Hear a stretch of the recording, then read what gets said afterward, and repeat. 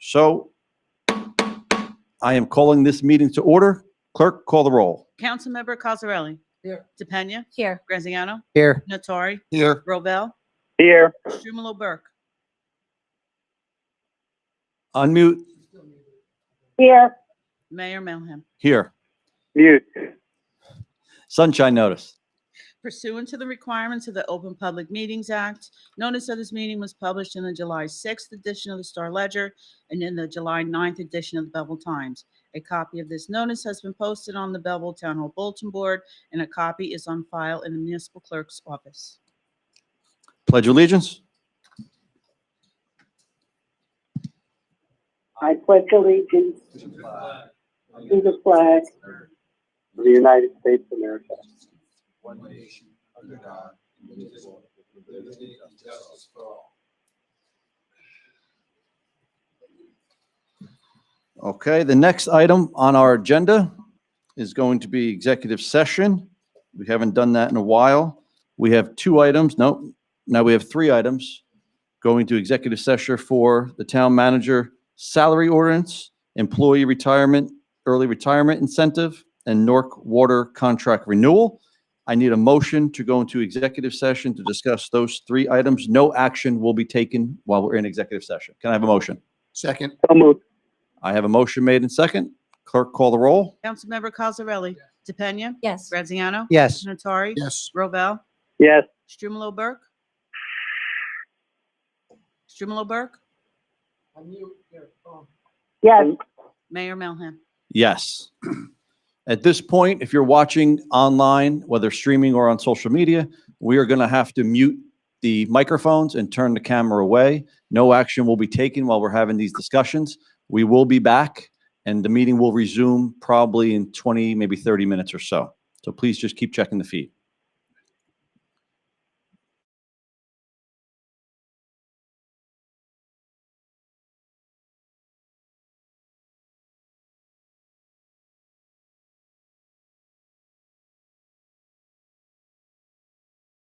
At this point, I'm going to ask for a motion to come out of executive session.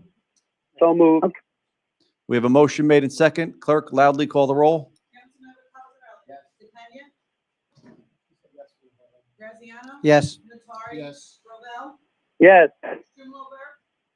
yes, Mayor Melham? Yes. So we just exited executive session. No action was taken while we're in executive session. We had three items to discuss. Those items were discussed. Now we're moving forward to our combined conference regular meeting. We have various items on the agenda to discuss.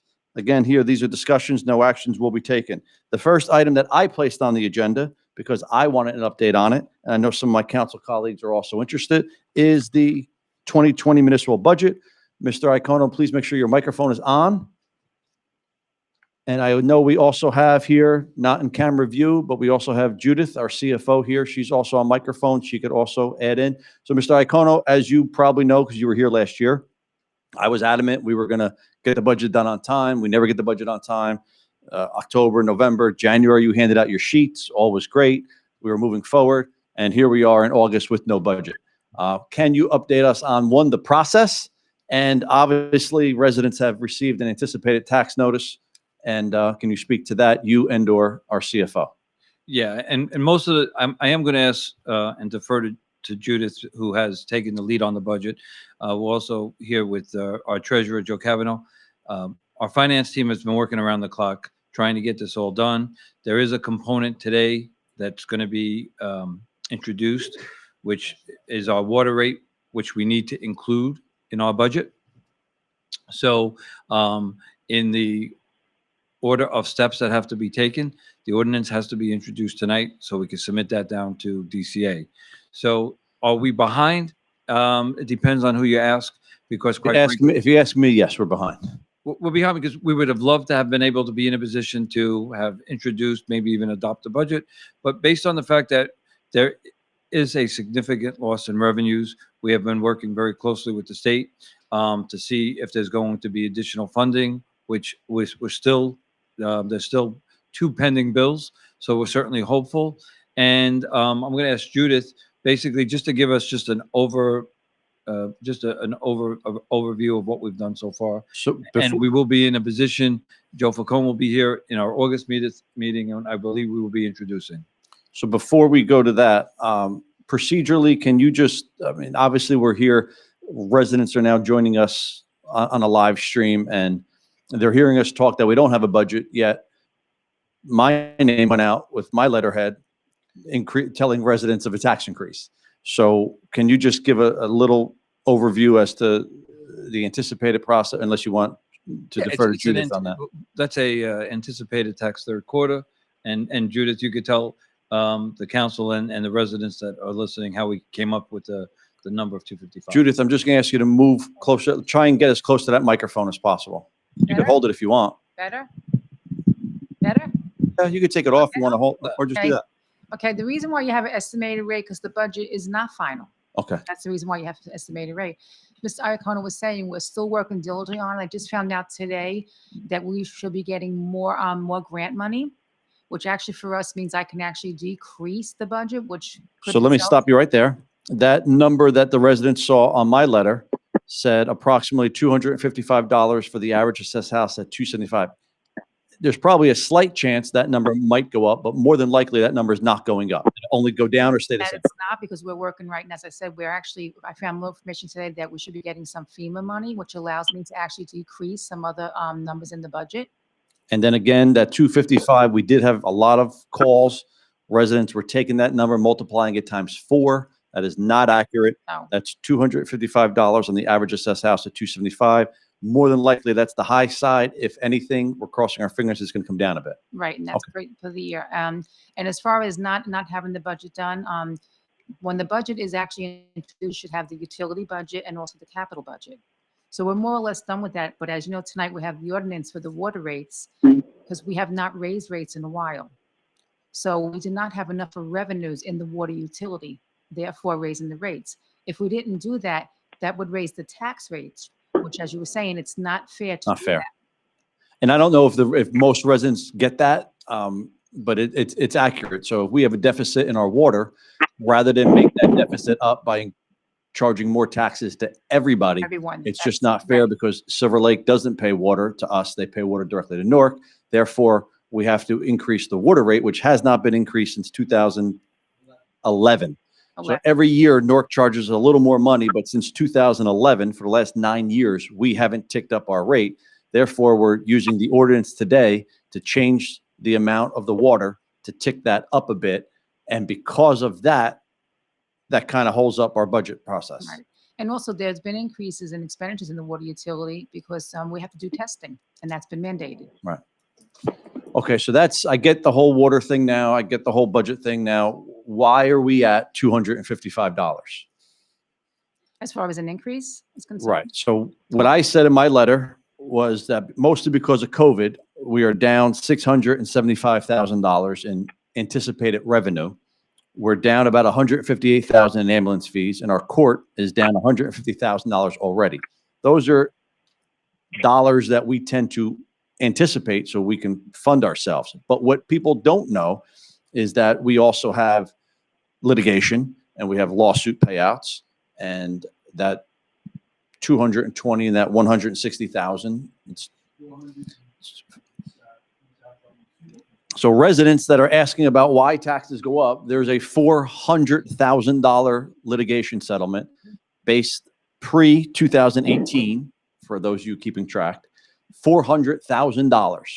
We also had a couple retirees in one specific department. We had 4 retirees, which was a payout of $500,000. So before we woke up January 1st this year, we knew that we were $900,000 already in the hole. That was before COVID. That was $500,000 for 4 employees that were retiring, and $500,000 for 4 employees, and $400,000 in change for 1 lawsuit loss or settlement. We were mandated to pay it. We lost it. So we lost it.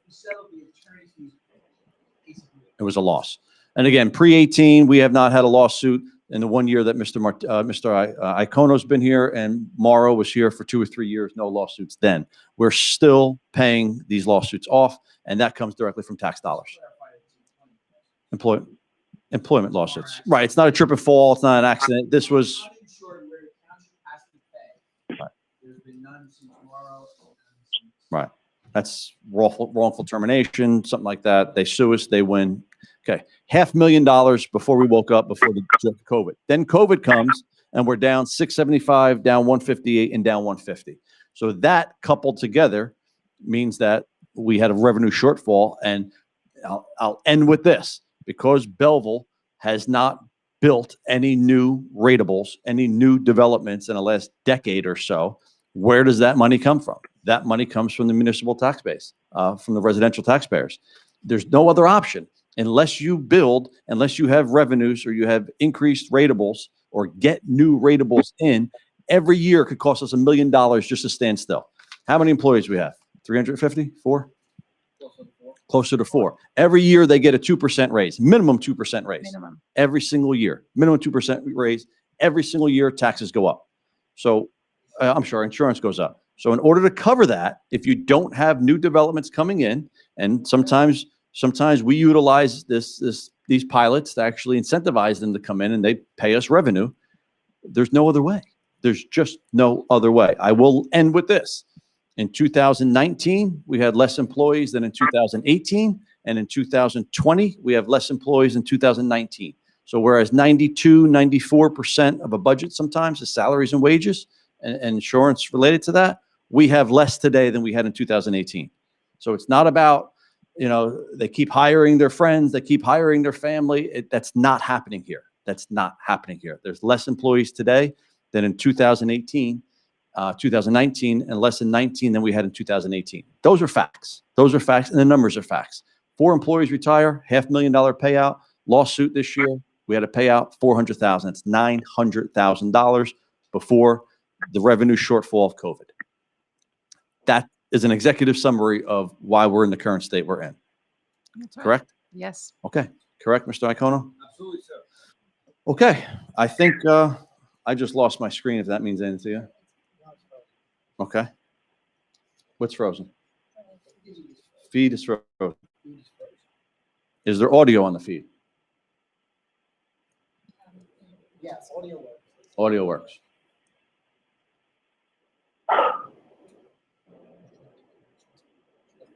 Not here.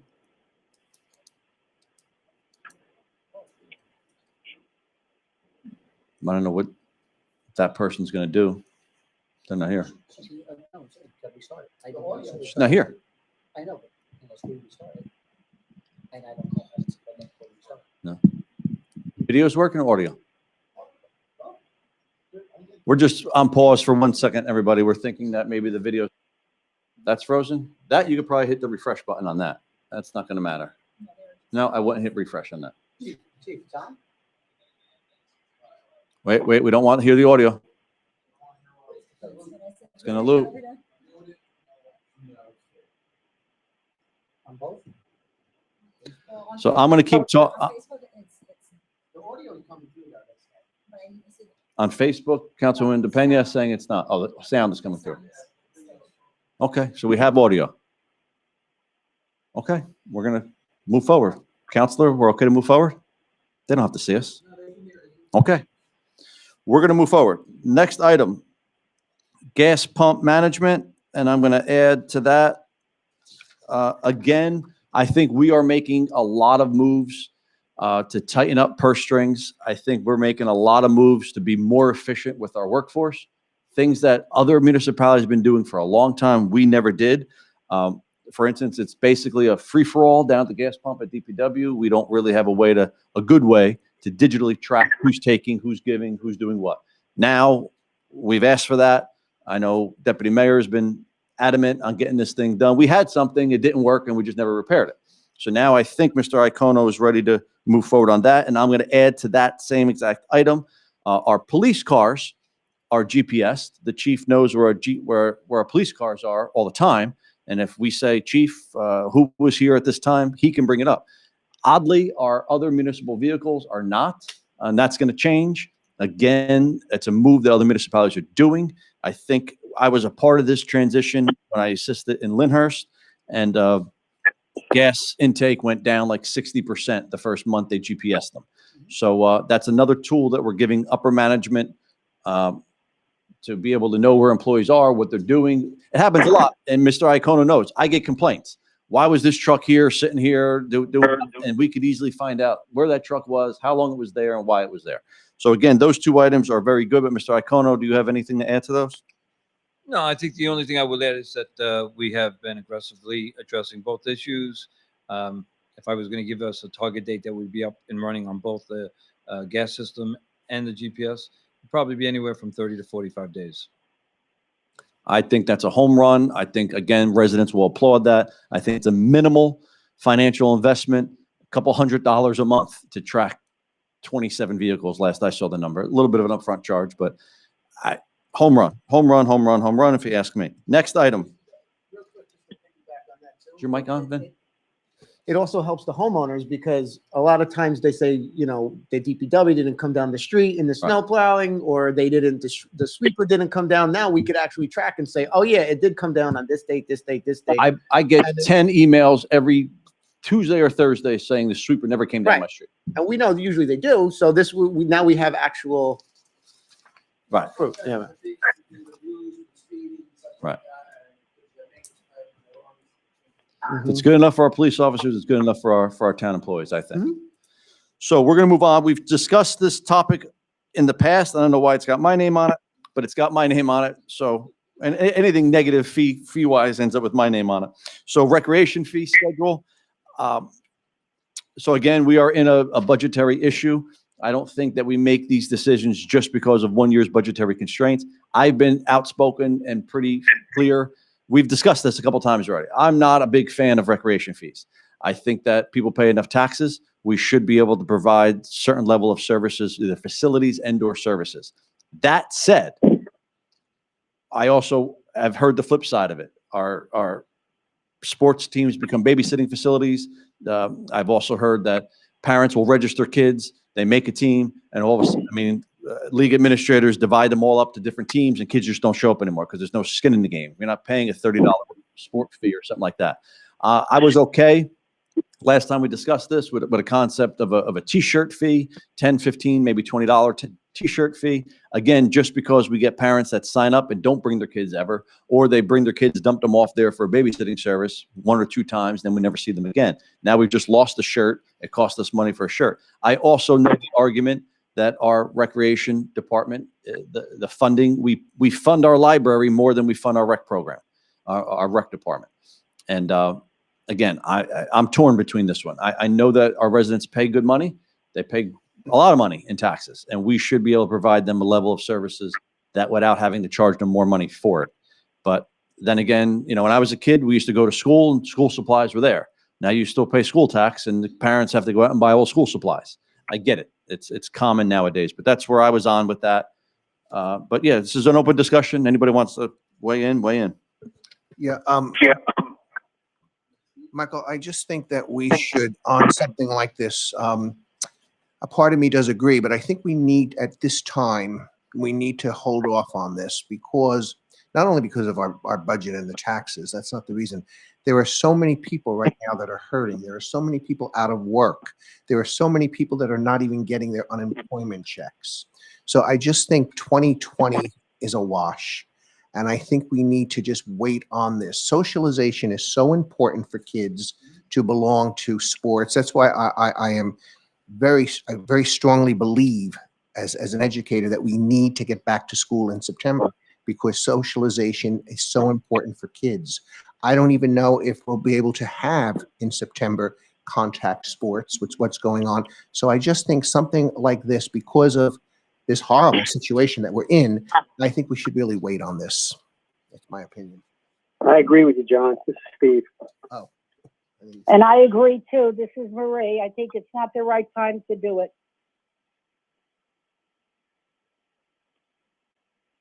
To me, it's a little bit of money right now, especially with everybody hurting. I agree with you, John. I agree. Not at the right time. Councilman Deputy Mayor Graziano. I'm fine. I agree with what's on our plate now with what hit us with COVID, but down in 2020, 2021, I think we need to address it. because like anything else, when parents do have a stake in the race, they do get involved. And we talk about community, we talk about involvement, and that's something in some places is laxed. So, yes. Yeah, In I the agree year- with you, Tom. We need to revisit this in 2021. Hopefully in 2021, Mhm. we will get back to a real world. Agreed. And if there's a, if there is a family who really can't afford the $20, whatever, I have no problem doing some kind of program we could set up to kind of help those specifically in need that really can't. Exactly. We could get private donations or something. We could work that out. And just for those of you who are listening, again, our live stream is frozen, but the audio is working. You might not have access to what we have access to here. It seems like the average fee is about a $30 fee. So it's not hundreds of dollars we're talking. We're talking about, as I said, I can see it both ways. We're talking about a little skin in the game, and at least to recover. I mean, the shirt probably cost us $10.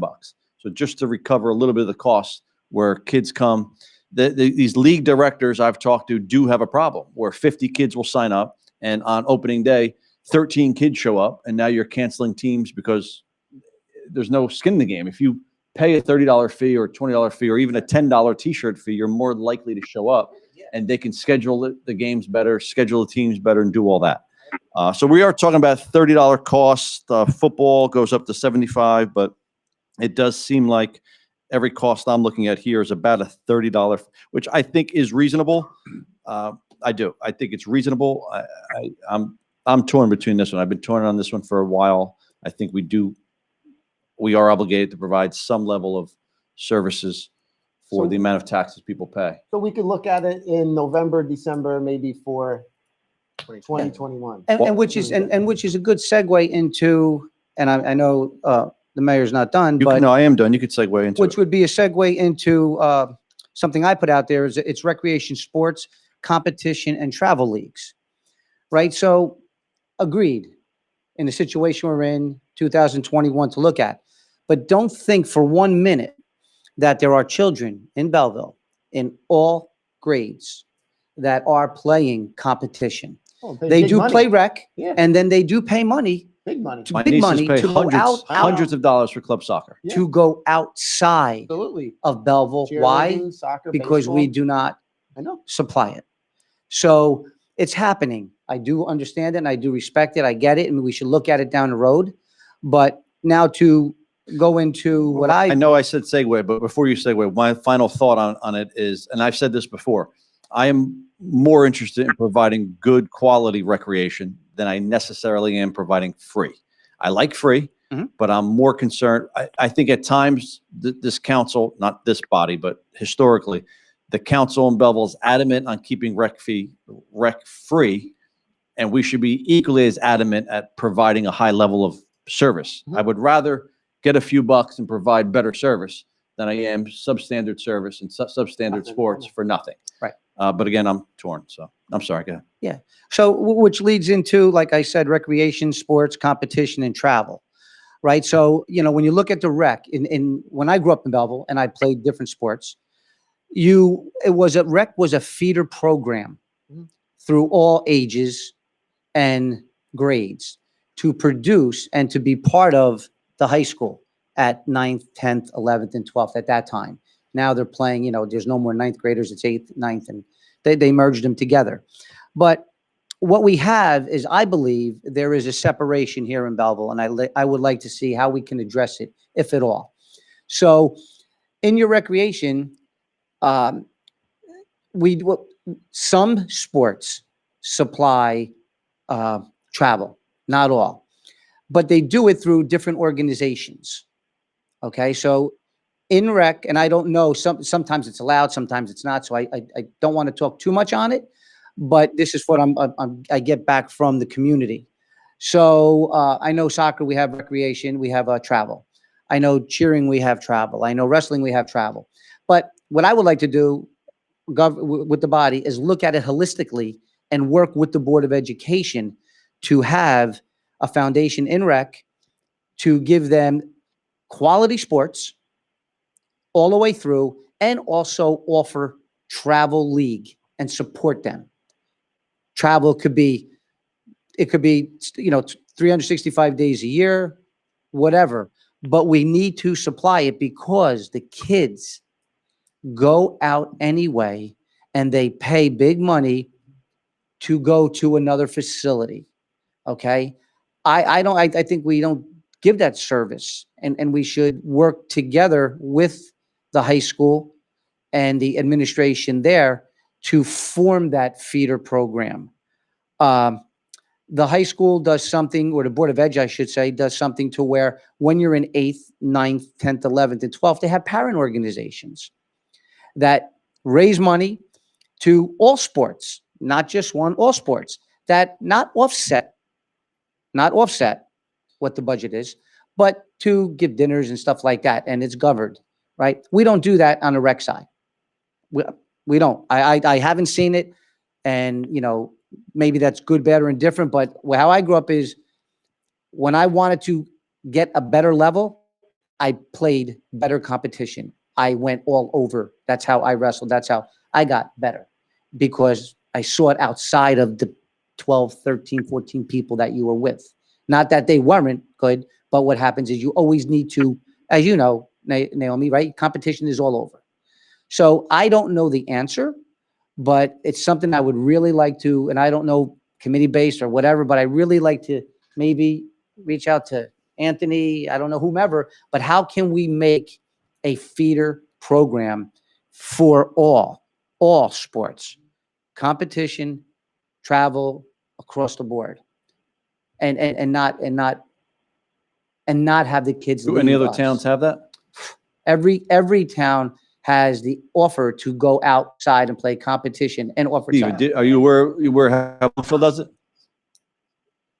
Most of those programs are done privately. So we have Club.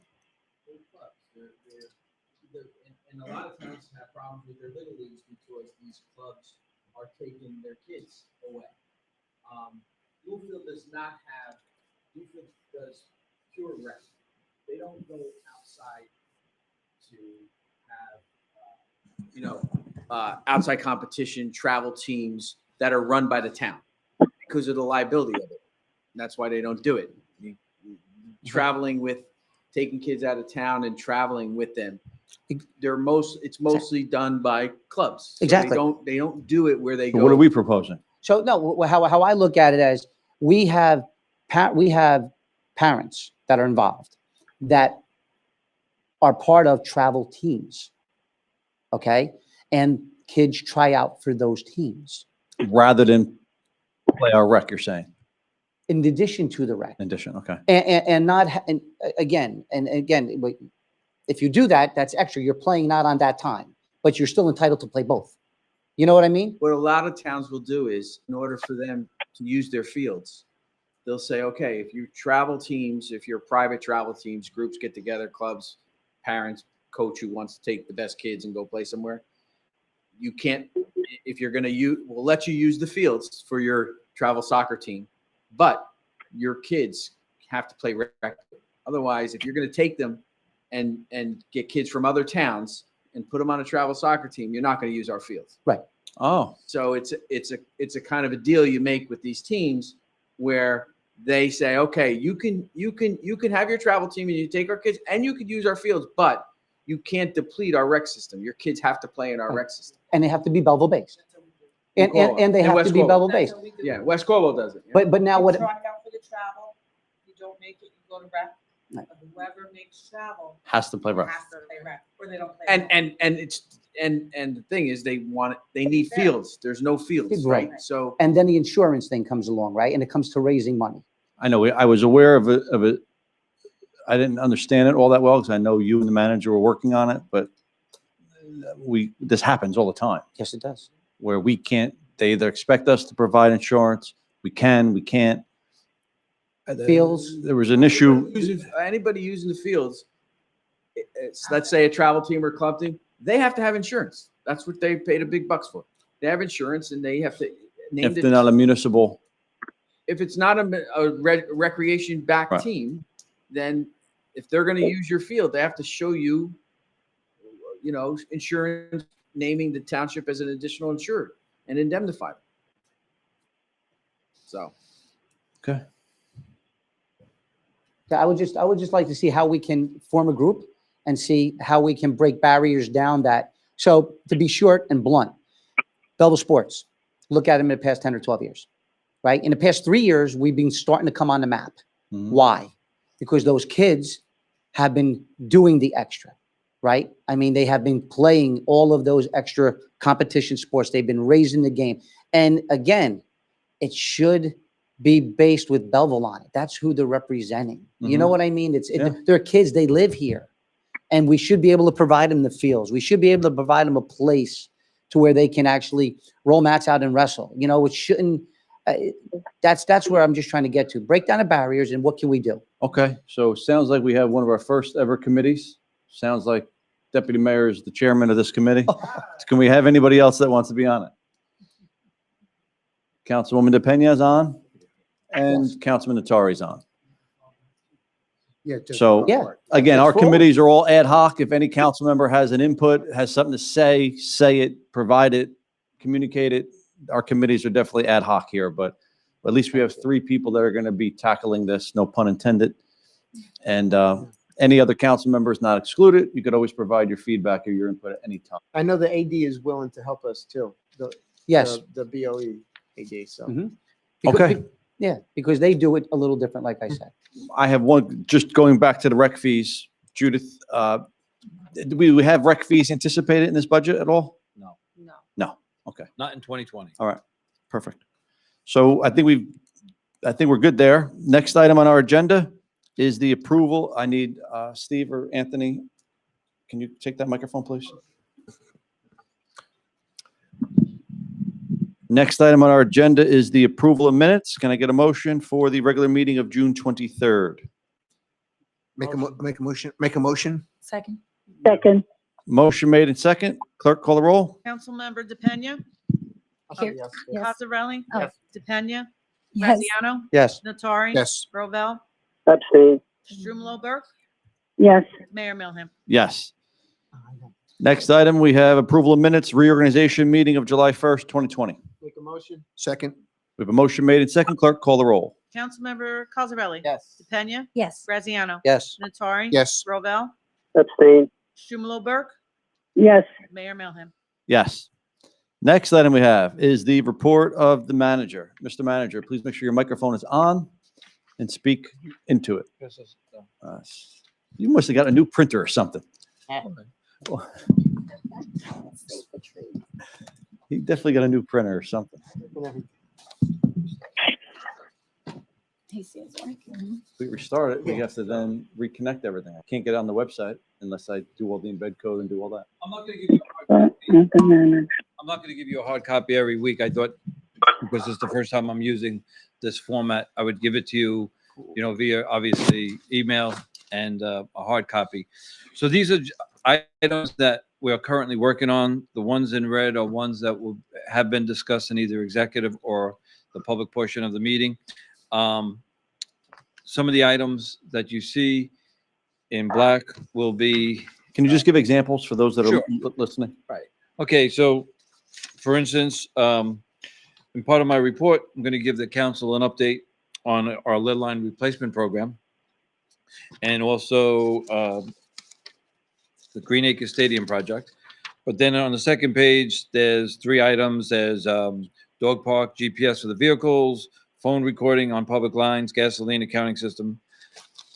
Those are in black because we're not ready to present something to the council as far as we're still obtaining information. Things are pending in that case.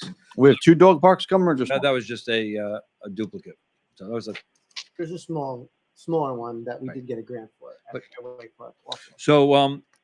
As far as the lead line replacement, as you know, the Newark Water Department is in Silver Lake right now.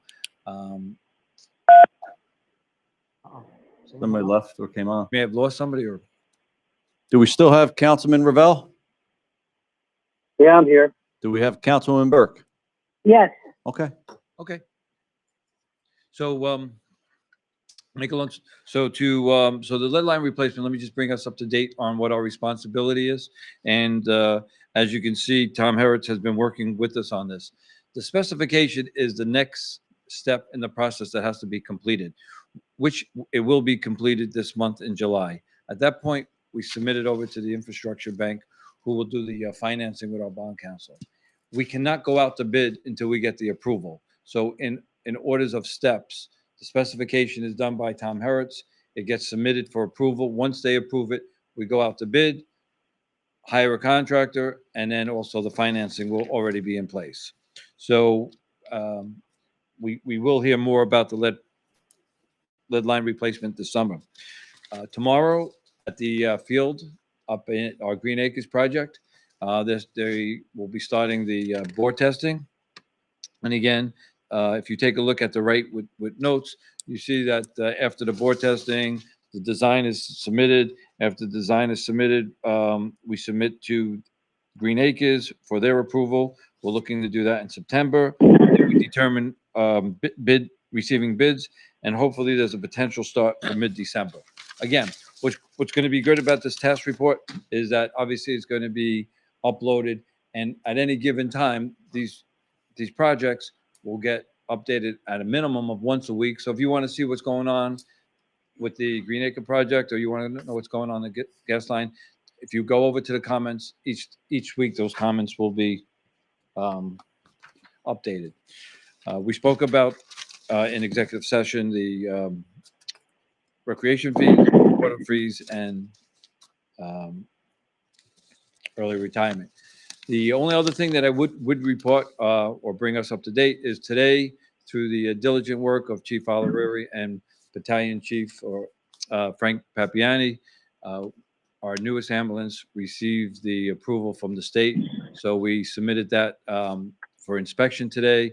Frank Papiani did take the lead on that. And we had a little celebration of putting the new ambulance in service. So we're happy to report that Belleville has a new ambulance, and certainly during this period. Hello?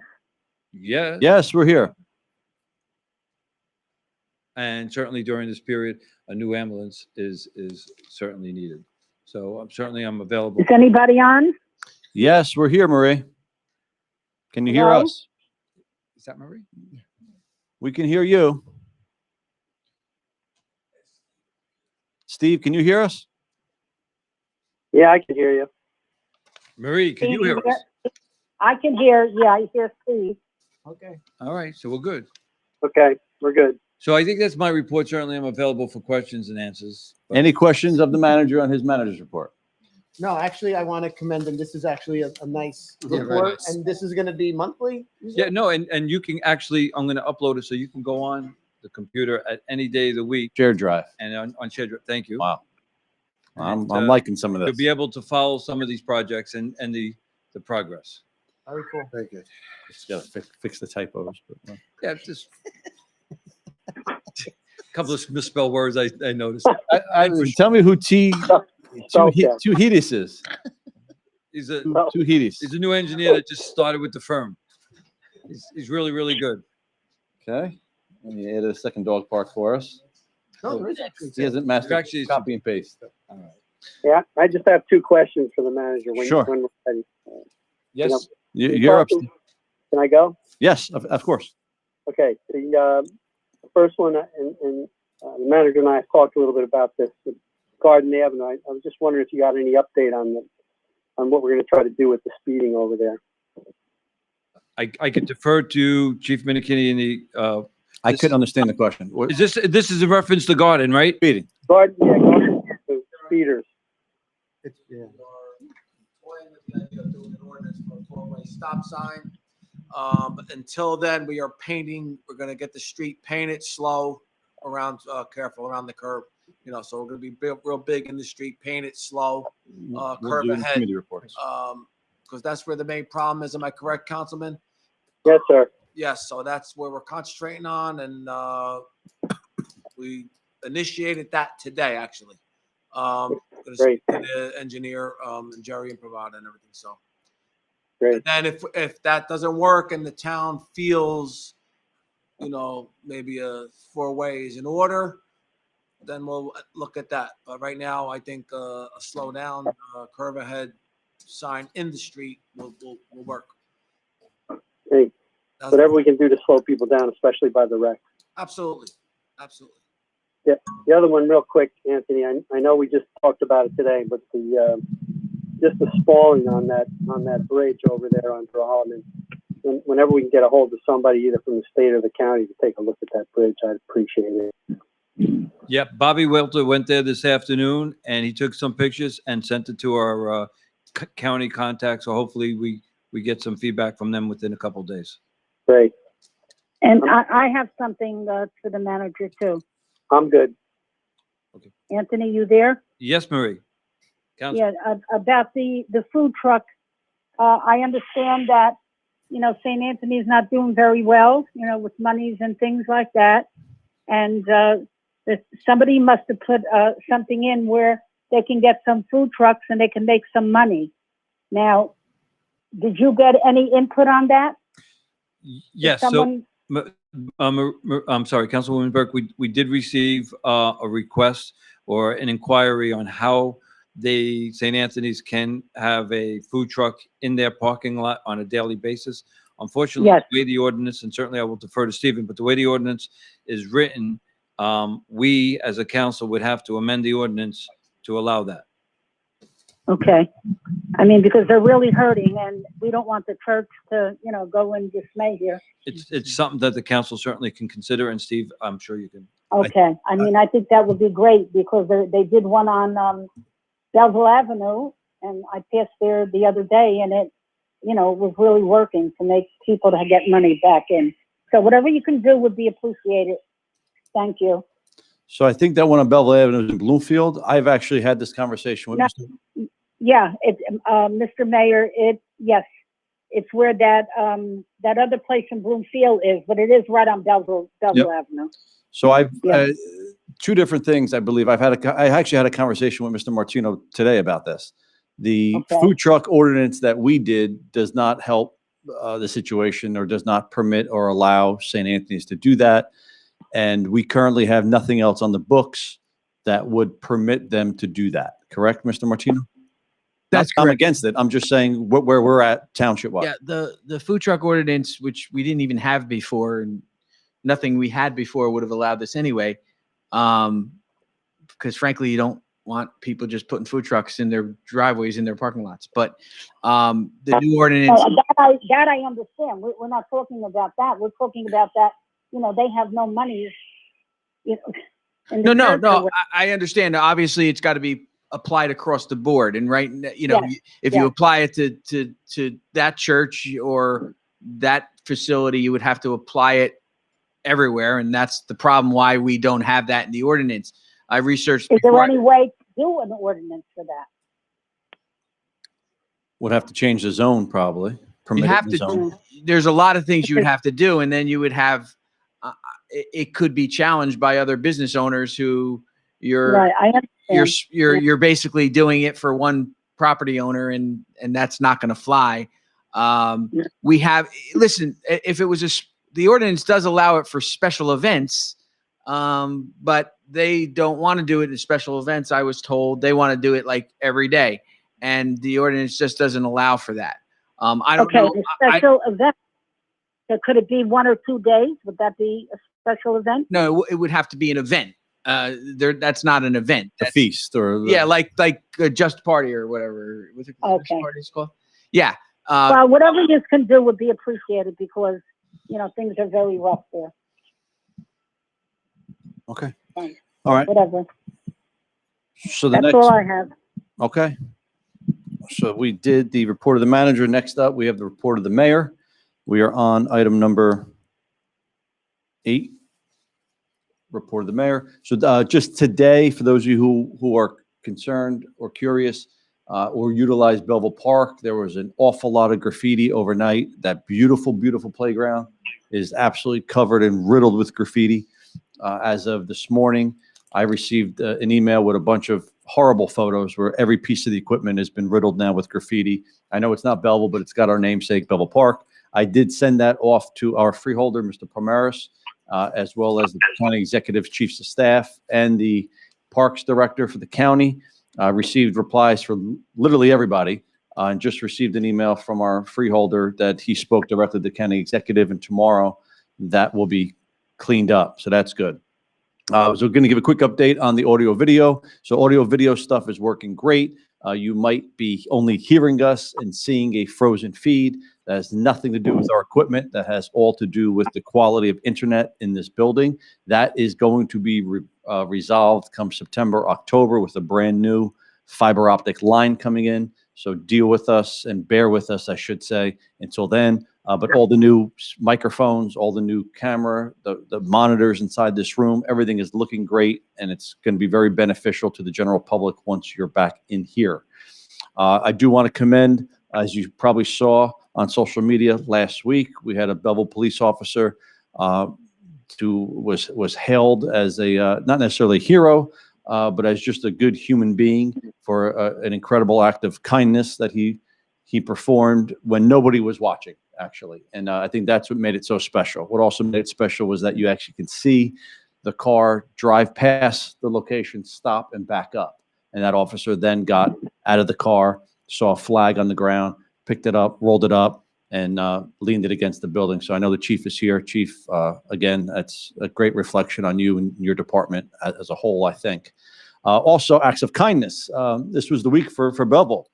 I'm also told we had a DPW employee, street sweeper, found a wallet, picked it up, caught the identification of the person, returned it, refused any kind of a reward. It's good stuff happening by our employees here in Belleville. This little plug for the library, which I am the president of the library board. This coming Sunday, we are having a ice cream event at the library outside. We will have an ice cream vendor there, and also icy pops, I'm told, for those with dairy issues, from 2 to 4, Belleville Public Library. Come by, take a picture with our lions. It's going to be a great event. You also got regrettably, another lead water level notice. I was really holding out hope that this quarter we would not have to notice residents. We have to notice residents when our parts per billion, yes, that's B with a billion, our parts per billion are 15 parts per billion, and it goes by percentile, and it's a whole mathematical equation that has to happen there. I almost promised last quarter that this quarter we would be under that and would be non-reportable. Obviously, if you got the notice and read it, we are reportable. We were 15.8. So 0.8 parts of a billion is where we missed the mark by. I am once again going to double down and say that our next quarter, we will be under that mark. And there is a lot of credence to that. We are seeing the NORC's new treatment working, so much so that NORC was under the 15 parts per billion last month when they did their testing. So they're under it. We are just a fraction over it, 15.8. That's why you got the notice. And I fully expect that next time we test, we will be under that 15 parts per billion, and we will be non-reportable. I just want to give a quick shout to Mr. Iacono's counterpart, Dr. Tomko. I'm told that he received a prestigious award of the superintendent of Essex County Superintendent of the Year. One day, Mr. Iacono, maybe you'll be Manager of the Year for Essex County, but we are going to give you another year to try that. But yes, thanks to Dr. Tomko, and congratulations to Dr. Tomko on that one. If you saw the beautiful artwork that is now displayed on the corner of Girolamo Street and Franklin Avenue, a traffic signal box that was just painted, I want to especially thank Athena.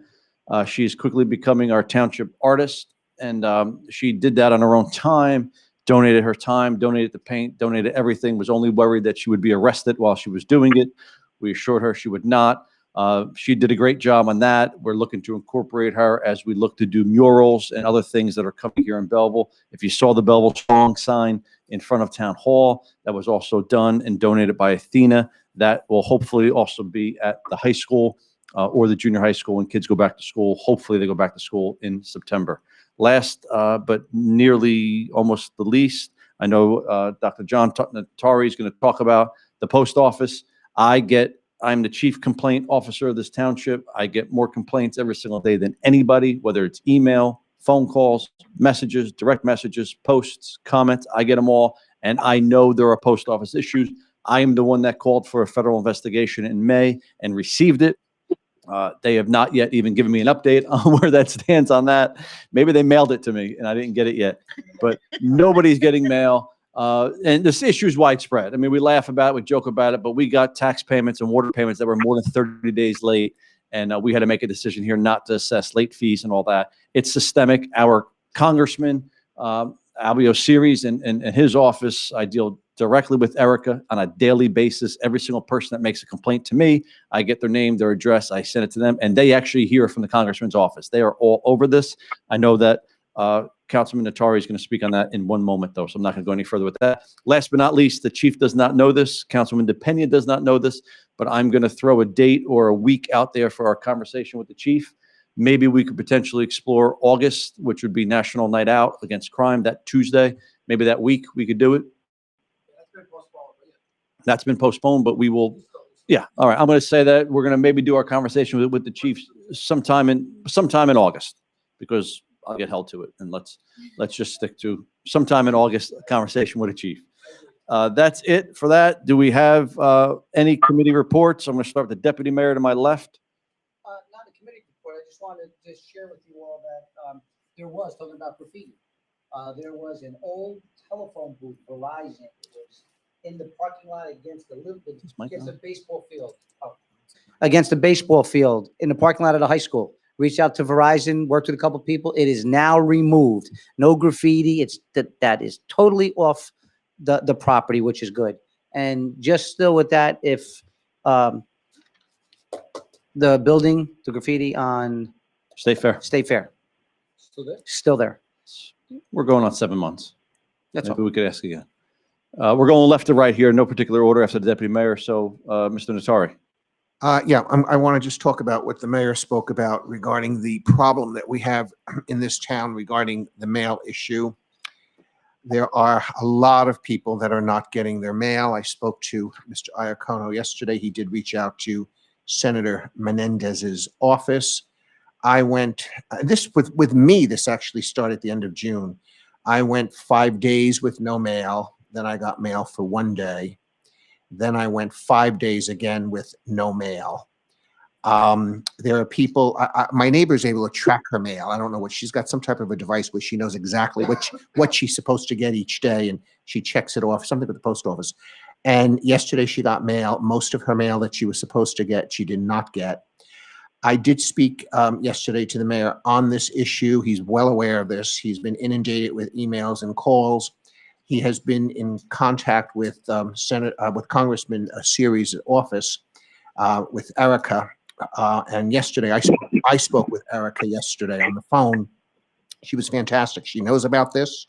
She's very angry about this. She said it is unacceptable. She said this is federal offense because this is the mail. And where is our mail? There are people that need their mail. There are people that get checks that are not getting checks. There are people that are getting fined because they're not getting their mail in on time. So everybody has a personal issue with the mail, and they're entitled to get their mail. What she would like to do is, after she and I spoke for quite a while, she did say to me that she will resolve this problem. She said, and the senator, I keep saying senator, I'm sorry, the congressman, she said, is going to have a meeting. She's going to set up a meeting either later this week or next week with the congressman and with the postmaster.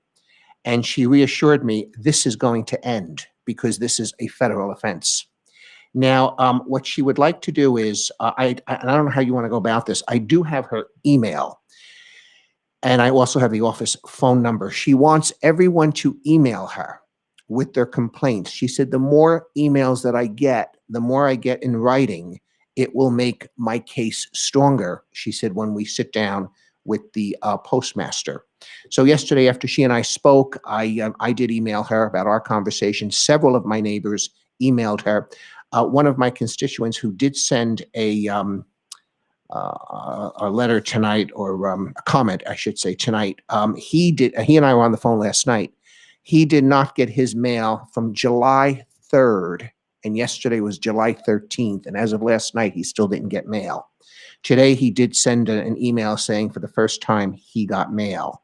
He was actually going to go, when we spoke last night, he was going to go door to door today to all his neighbors and to give the email, because his entire street did not. This is Bell Street.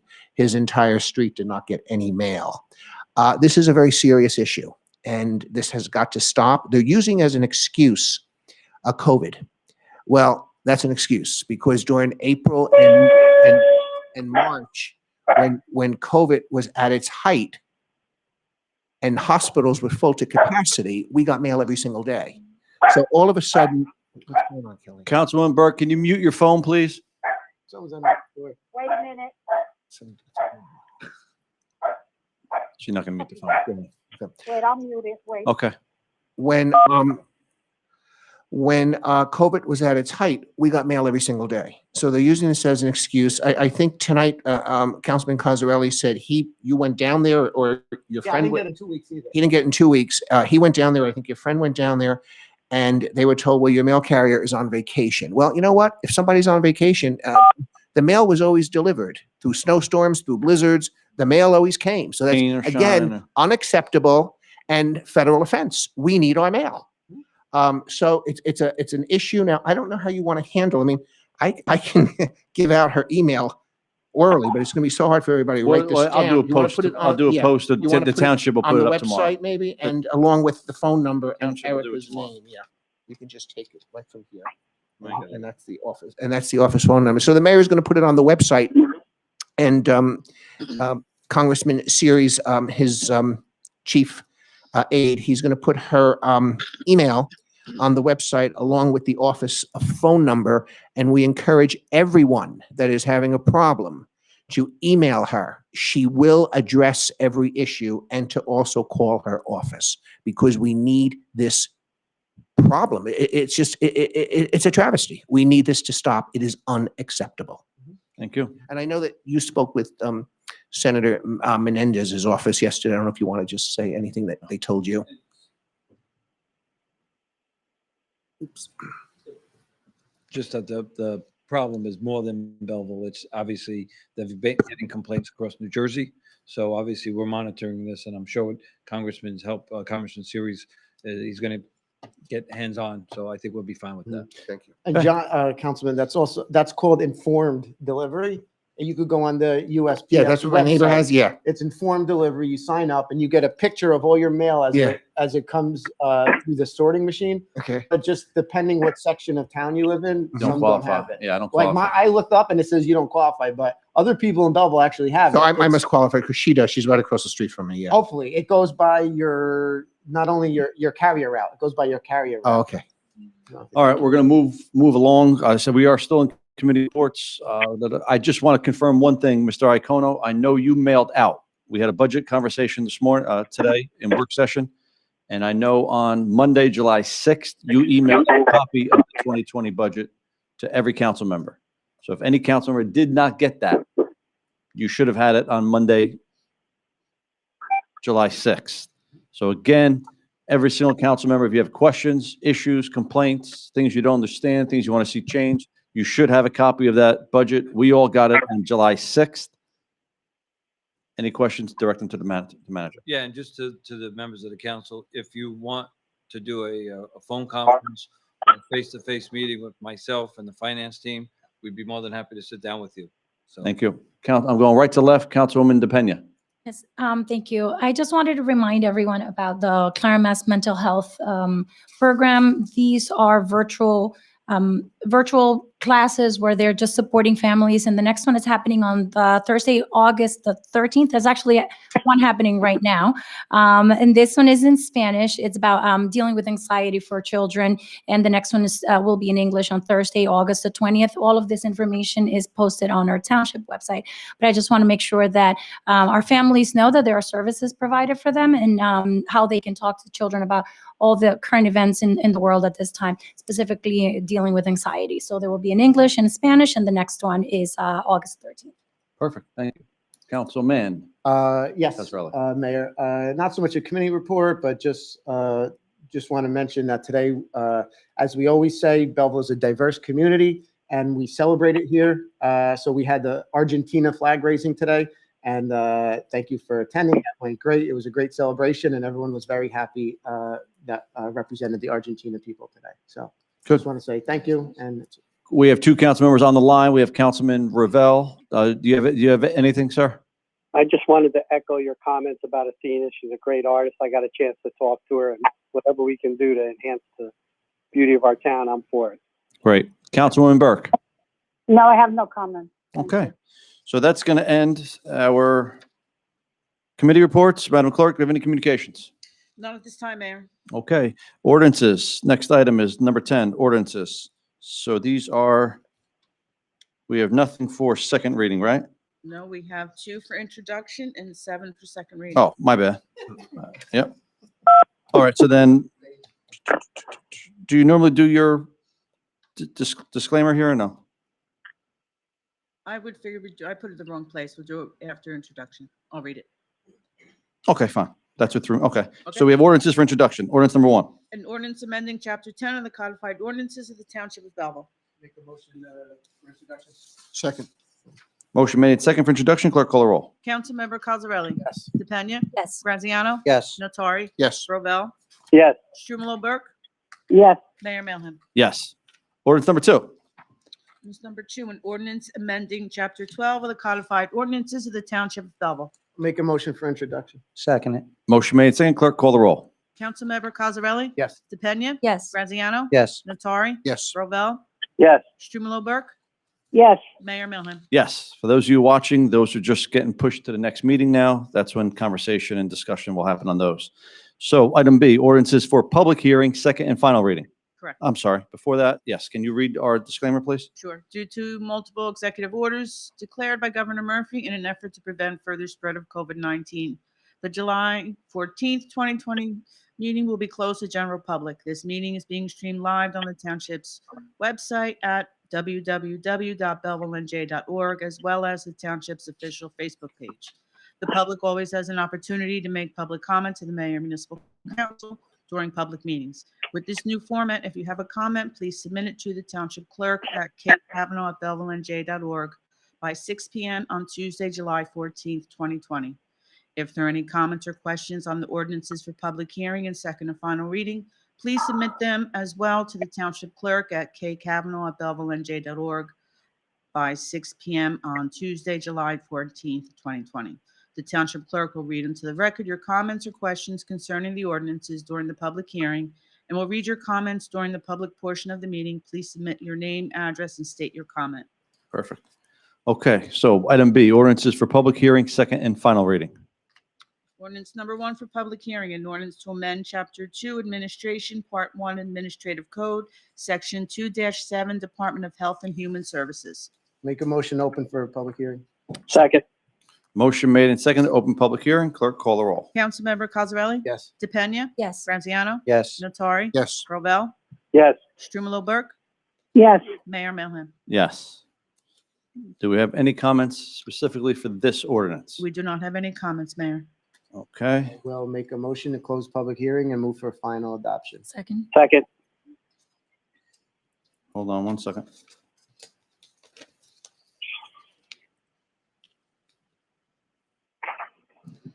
What this did was just to put property maintenance inspector inside the health department. Mhm. No additional employees being hired, no additional salary being incurred, moving from place A to place B. I heard a motion to close public commenting, correct? Is that to move for final adoption as well? Yep. All right, we have a motion made to close public commenting and move for final adoption. Clerk call the roll. Councilmember Cosarelli? Yes. DePena? Yes. Graziano? Yes. Notari? Yes. Rovell? Yes. Strumelob Burke? yes, Mayor Melham? Yes. The ordinance is approved. Ordinance number 2. Ordinance number 2 for public hearing, an ordinance to amend ordinance number 3490, creating personnel positions and adopting classification and compensation plans. Make a motion open for public hearing. Second. Motion made and second to open public hearing. Clerk call the roll. Councilmember Cosarelli? Yes. DePena? Yes. Graziano? Yes. Notari? Yes. Rovell? Yes. Strumelob Burke? yes, Mayor Melham? Yes. Madam Clerk, do we have any comments specifically for this ordinance? No, I do not, Mayor. I will make a motion to close public hearing and move for final adoption. Second. Second. We have a motion made and second to close public commenting and move for final adoption. And again, this one is related to the ordinance that we just did. This sets the salary for that person. No new hire, correct, Mr. Manager? Moving somebody from point A to point B, same exact salary, no new person being hired. Couldn't have said it better myself. Thank you. We have a motion made and second to close public hearing and move for final adoption. Clerk call the roll. Councilmember Cosarelli? Yes. DePena? Yes. Graziano? Yes. Notari? Yes. Rovell? Yes. Strumelob Burke? yes, Mayor Melham. Yes. Ordinance is approved. Ordinance number 3. Ordinance number 3 for public hearing and ordinance to amend ordinance number 3490, creating personnel positions and adopting classification and compensation plans. Make a motion open for public hearing. Second. Second. Motion made in second to open for public commenting. Clerk call the roll. Councilmember Cosarelli? Yes. DePena? Yes. Graziano? Yes. Natari? Yes. Rovell? Yes. Strumelob Burke? yes, Mayor Melham. Yes. Madam Clerk, do we have any specific comments for this particular ordinance? There are no comments for this ordinance, Mayor. There is. There is? Oh, On third. I sorry. saw a comment, but I don't know if that was in his public commenting or is that on this ordinance? I Said- would say, Yeah. questions and comments. He does make a comment about ordinance 3, and I think it should be taken. Okay. Okay, Better safe Oh. I than have sorry. it. So Have it right can you, we do believe we have one comment on this one. Can you read that, please? Yes, I have a comment from Vincent Frantantoni. He's on Mount 129 Mount Prospect Avenue. And let's see, where's number 3? For public hearing, what are the duties of this officer, what hours, and what salary? This is a special class 2. I think the only difference is, Chief, correct me if I'm wrong, where our hourly rate was very low, hadn't been updated in a while. We're now updating the hourly rate. So I see two different, I see a $25 an hour and a $30 an hour.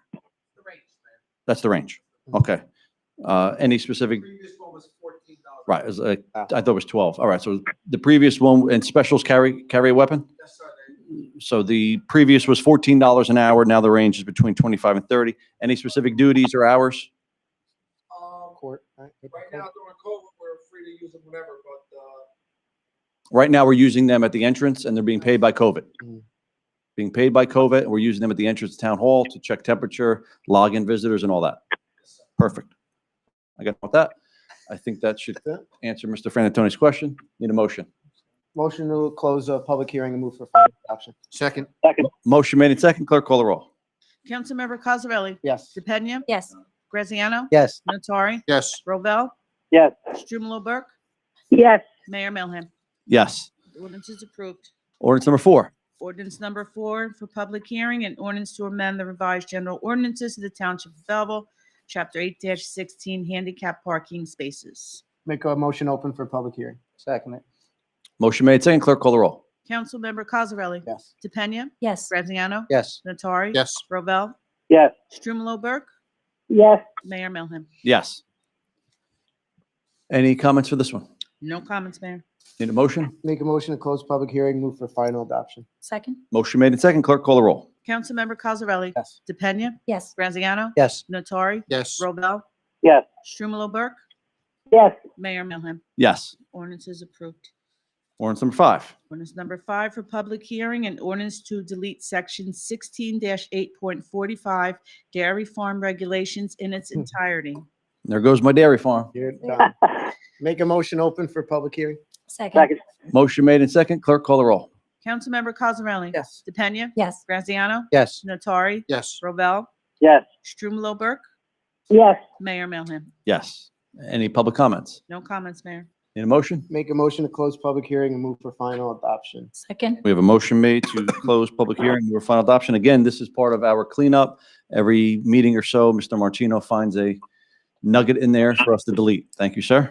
Motion made to close public hearing and move for final adoption. Councilmember Cosarelli? Yes. DePena? Yes. Graziano? Yes. Natari? Yes. Rovell? Yes. Strumelob Burke? yes, Mayor Melham. Yes. Ordinance is approved. Next item. Ordinance 6. Ordinance number 6 for public hearing.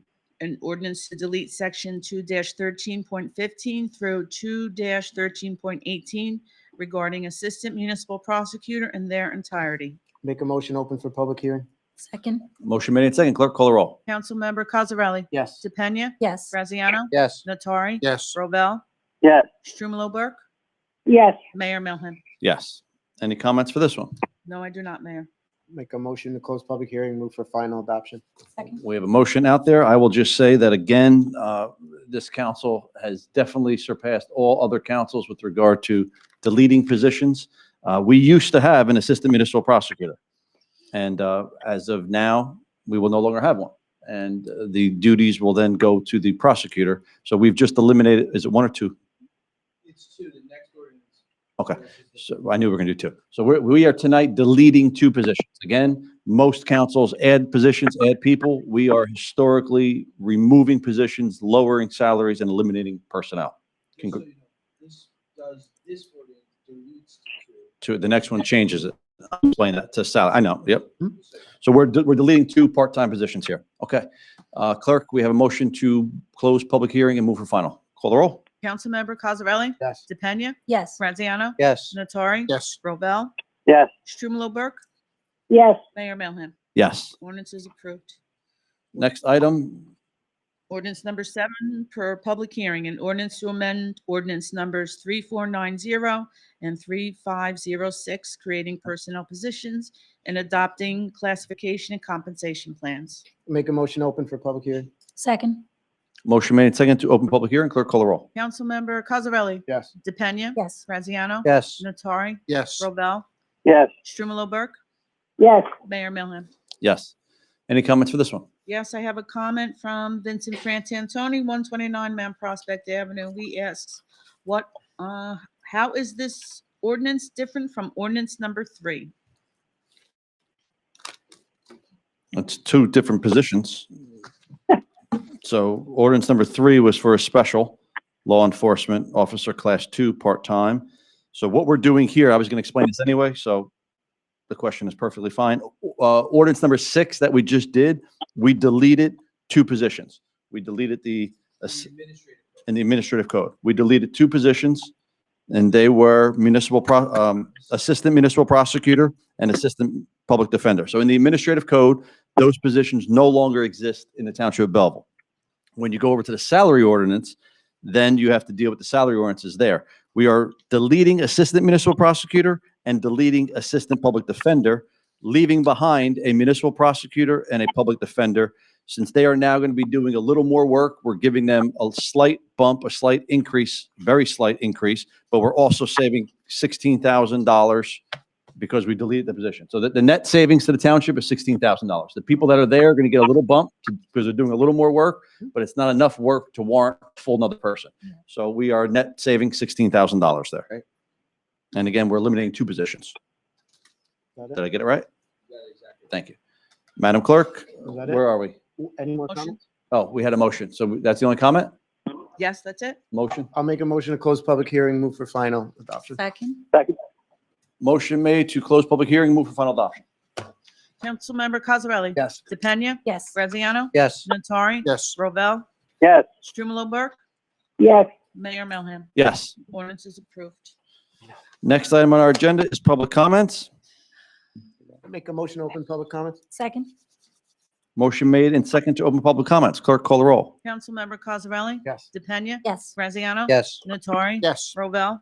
Yes. Strumelob Burke? yes, Mayor Melham? Yes. Madam Clerk, do we have any comments for tonight? Yes, we do. Figured that. The first one I have is from, just give me one moment, Barbara Capalbo. She's from Brandywine Condominiums. She says, "We would like our letter read at the meeting of 7/14. My name is Barbara Capalbo, and I'm the president of the Brandywine Condo Association, and I'm writing on behalf of myself and the 60 unit owners at Brandywine. First, why are our taxes going up again? We received an assessment last year with an increase of approximately $1,200. Outrageous. Now we received a letter from Melham stating additional increases for construction, ambulance, and municipal fees. Are you totally out of your mind? No, this is unacceptable and outrageous and illegal. You're supposedly building up the town at our expense. You're letting developers build all over the town, even on contaminated land, and then giving them tax exemptions. The hardworking taxpayers of Belleville are the ones being forced to pay the higher taxes. You should be ashamed of yourself. If you want to increase revenue, tax the developers. Stop giving them the breaks at our expense. This is a blue-collar, working-class town of people. It's not some hip, slick Hoboken. If that's what you want, go run for mayor there. You're not our kind of mayor. You're out for yourself and not the people of this town. You are trying to push out blue-collar workers, seniors, and lower and middle-class people. We are struggling to get by each month, and the increase in the taxes are killing us financially, emotionally, and physically. People are worrying, how will they be able to pay bills each month? Mr. Melham, you rent an apartment in town, try owning and paying high taxes, and try doing this on a fixed monthly income. It can't be done. A lot of residents in our community have lost their jobs permanently. Their income has been cut in half or have been laid off. This is real life and very scary. They have lost their medical insurance, can't pay their bills, and are struggling. This is real life. Increasing taxes and giving tax breaks to developers are killing the people of this town. It causes depression, anxiety, and a lot of fear. Not knowing how you're going to pay your bills each month and praying you don't lose your home. What are you doing for the middle, lower class families, singles, and seniors? Our condo community has 3 families with very young children. The rest are singles, seniors, and couples. What are you doing for all of them other than taxing us to death? I just read that the council's voting to designate all of Belleville in need of rehabilitation. How dare you and the council even think of doing this? Would you think what you think is worth anything? It's someone's home, everything they own. You all need to stop and think. Walk a mile in someone else's shoes. A lot of people in town are not financially blessed like you and your council people. Find out what we really need and not what you want to Belleville. This is our home. No matter how small, it's our home, and we are doing the best we can. We work hard, we're not rich, and we all deserve to feel safe and secure. Why don't you why don't you stop talking? Why don't you stop taking from us, the taxpayers of Belleville? You and your council voted to give you and the 3 other council members medical insurance at our expense. This is illegal. You're all part-time workers and do not get medical benefits from the town. And you all voted behind closed, locked doors, keeping the town's people out of the meeting. This is very sad, hurtful, and a disgrace. How do you all live with your poor choices? A lot of families in town can't even afford medical insurance, and seniors are struggling month to month. If you really care about the people of this town, let your conscience lead you to do the right thing and put the families and their needs first. Building all over the town is not doing anything for the average family. We can't even afford to live at any of the new developments. They are all focused on high income makers. It's not all about money. People's lives must come first. So I'm going to start at the top and work my way down pretty quickly. So most of you know by now, I tend to give responses to most people that have questions, even when they're factually incorrect and have absolutely no idea of what's happened in the past. I'm going to correct it. So first, why are taxes going up again? I already answered that question. If you listen to the beginning of the meeting, not you, Barbara, but everybody in general, before we woke up, before COVID, we had 4 employees retire, $500,000, okay? I wasn't here when those employees were here. I was not here when those contracts were given out saying that they can walk away with $500,000 when 4 employees leave. That wasn't me, okay?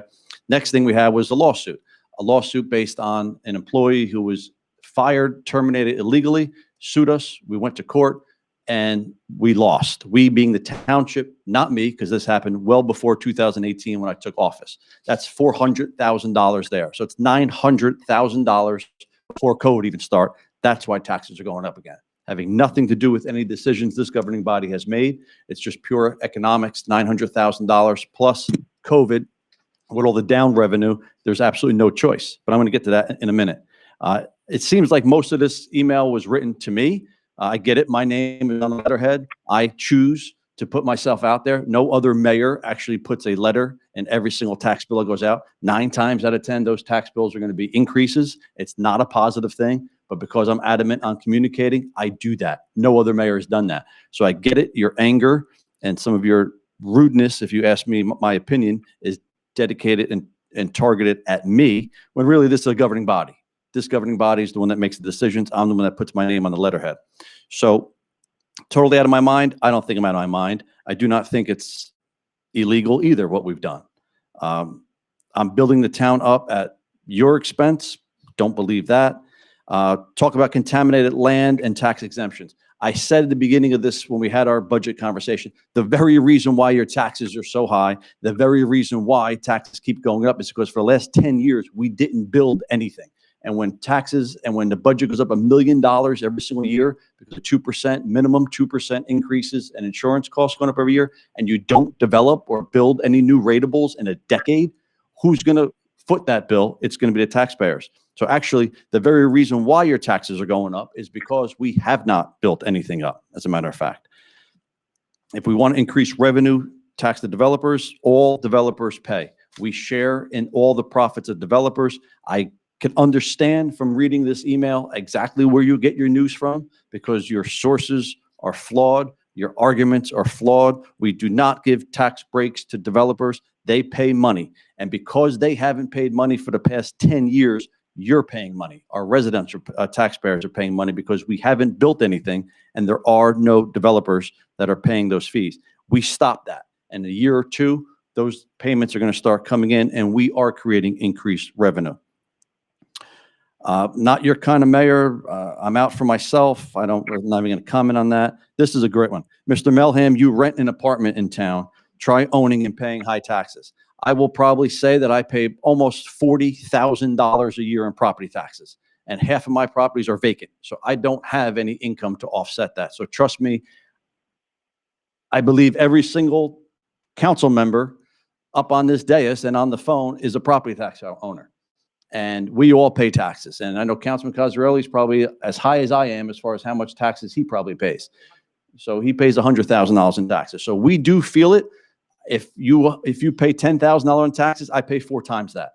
So I do feel it. So saying I rent an apartment, try owning and paying taxes, clearly you don't have your facts, and you're telling me to own.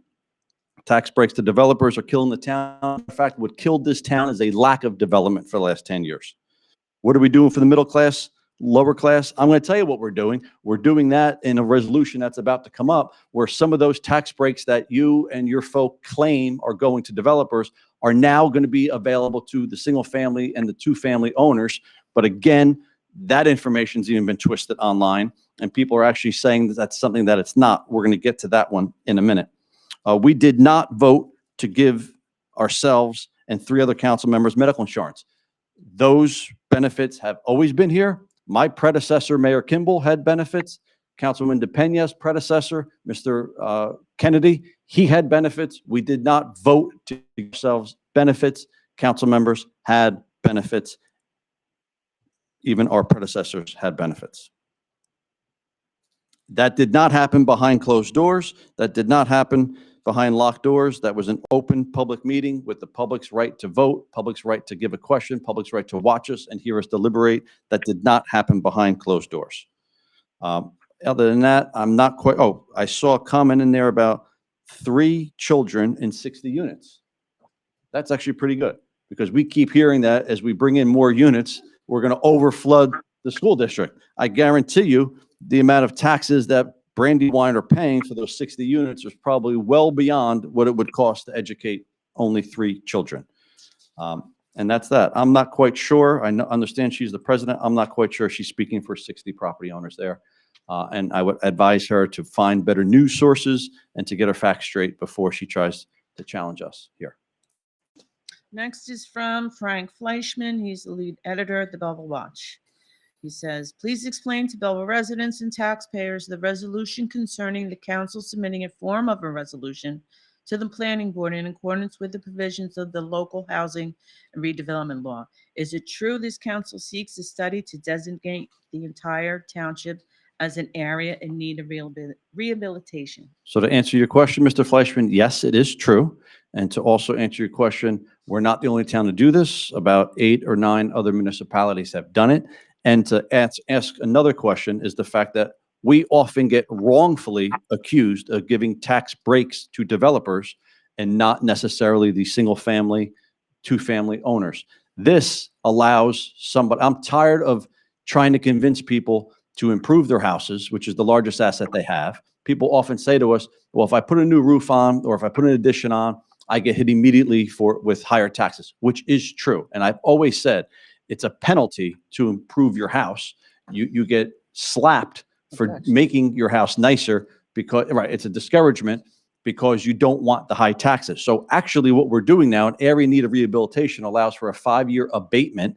And that allows you that if you're going to put an addition on your house, or if you're going to make a capital investment into your house, you don't get hit with the increased rate the first year. There's nothing the first year. I believe it's 20% the second year, and then it scales up. So this is actually a very positive program. And in order to do that, you have to put the property in an area in need of redevelopment. And the way you do this in a widespread way for the entire township to get the benefit of it is that you have to blanket the entire town area in need of rehabilitation. If you're going to speculate and build a 2-family house, no. This is for a single-family, 2-family house. That's going to allow you or any resident the benefit of making an improvement. That's what I said. It's not for new construction. It's for the single-family and 2-family houses to allow them to get a abatement for a couple years and stagger it and stage it on up. The reason why it has to go to the planning board is because we're doing an area in need of rehabilitation. We did the same exact thing a year ago with the 24-acre Walter Kitty site. We passed the resolution. There was all kinds of noise on the fake news sources that give horrible, horrible information, saying that we actually passed the resolution and we gave the planning board the wording of what they have to use. The state law and the statute dictates that we give the planning board a form resolution, a sample resolution. It's dictated by state law, by statute, that we have to pass the resolution to send it to the planning board and also give them a sample of the resolution they have to consider. That's exactly it.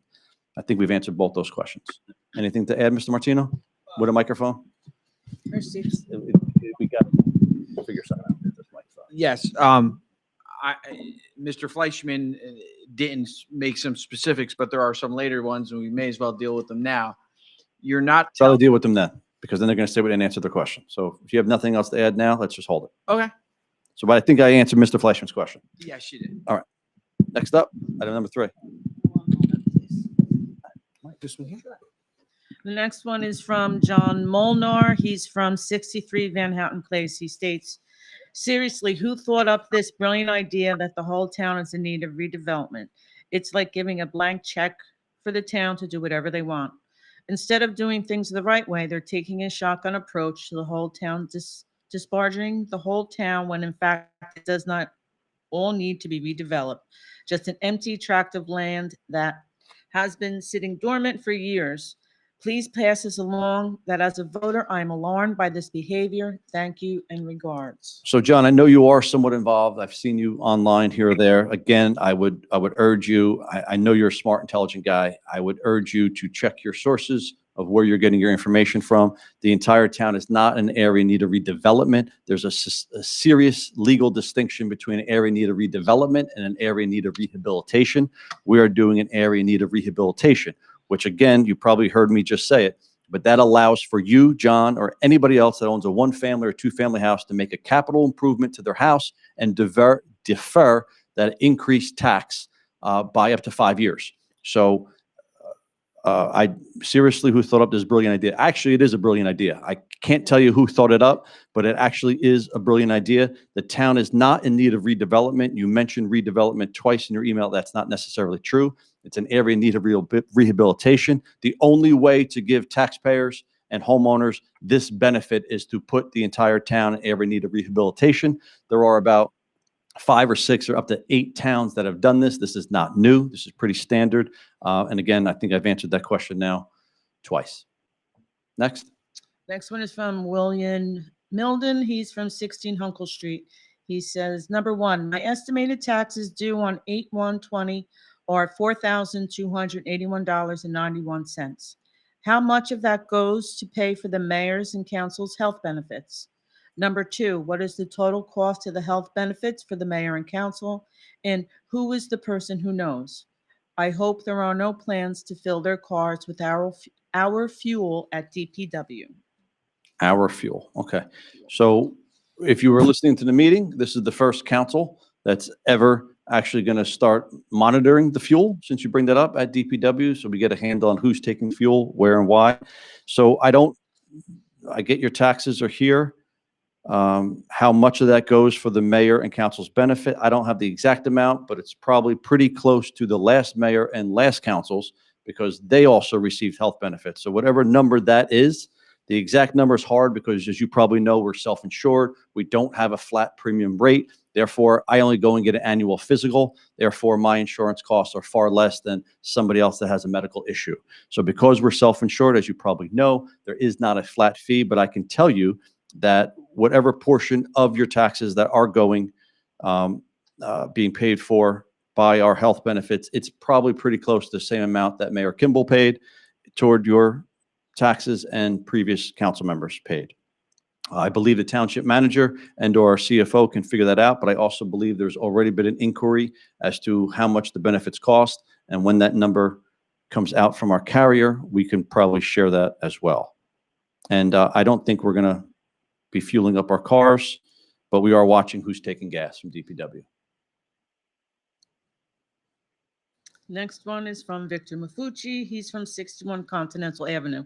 He states, other than a few minor occurrences, I consider last week's planning board Zoom meeting to be very successful. Is there any consideration to doing a Zoom council meeting in the future? Mr. Mafucci, I know you were on that meeting, so was I. I too thought that went really, really well as a board. I thought the board did a great job. I thought our secretary and our chairman did a great job. The attorneys did a great job. We heard 2 or 3 cases. It was good all around. Those meetings are a little different. We have to go for Zoom because you have to allow the public to question witnesses, and they should be able to see exhibits and see plans and see things. I, for one, I know some out there don't believe this. I would prefer to have in-person meetings. So much so that I sent Mr. Martino an email 2 meetings ago and asked him for a legal opinion as to why we can't be in here for meetings. He then gave me a legal opinion why. Back then, his answer was probably dated for now, but it was based upon capacity and all kinds of stuff. So it's the same capacity and change. So I, for one, would prefer in-person meetings. I would secondarily prefer Zoom meetings because you could see people. As you probably can tell, we have difficulty enough with Wi-Fi in here, with internet in here, or with even muting our phones sometimes. I don't believe that we would be able to get everybody up on a Zoom, but I do believe that we are live streaming the meetings. As you can hear today, we always live stream to the website, and we also live stream to Facebook, things that I've done from day one, July 1st, 2018. So I'm not sure we're going to be seeing Zoom meetings for us. Again, you do Zoom planning and zoning because you have to be able to question witnesses, the public that is, and you have to be able to see the exhibits. We don't have witnesses here. We don't have exhibits. Normally, we do have a better Wi-Fi signal and you could watch us, but for sure, at least now you could hear us. I would just prefer in-person meetings. Next one is from Nicholas Candido from 72 Bell Street. He states, by now, everyone should know the saga of our terrible post service in town. I want to publicly thank the mayor and Councilman Natari for their attention to this matter. I just want to put on the record that today is the first day I have received mail since July 3rd. I have been down to the main post office several times to claim packages that I received emails saying they were delivered, only to find them still sitting at the depot. I was also told while down there was no mail for me waiting to be delivered. I was told my carrier was on vacation and no one was taking her place. Today's mail consisted of several pieces postmarked July 1st. This is just the start of my many complaints that have been happening for the past year and a half. If there is ever a meeting between the postmaster and the township, I would like to be included. So Nick, I spoke about this during my mayor's report. Councilman Natari did as well. There's no point in kind of repeating all that stuff again. We're aware of it. We're onto it.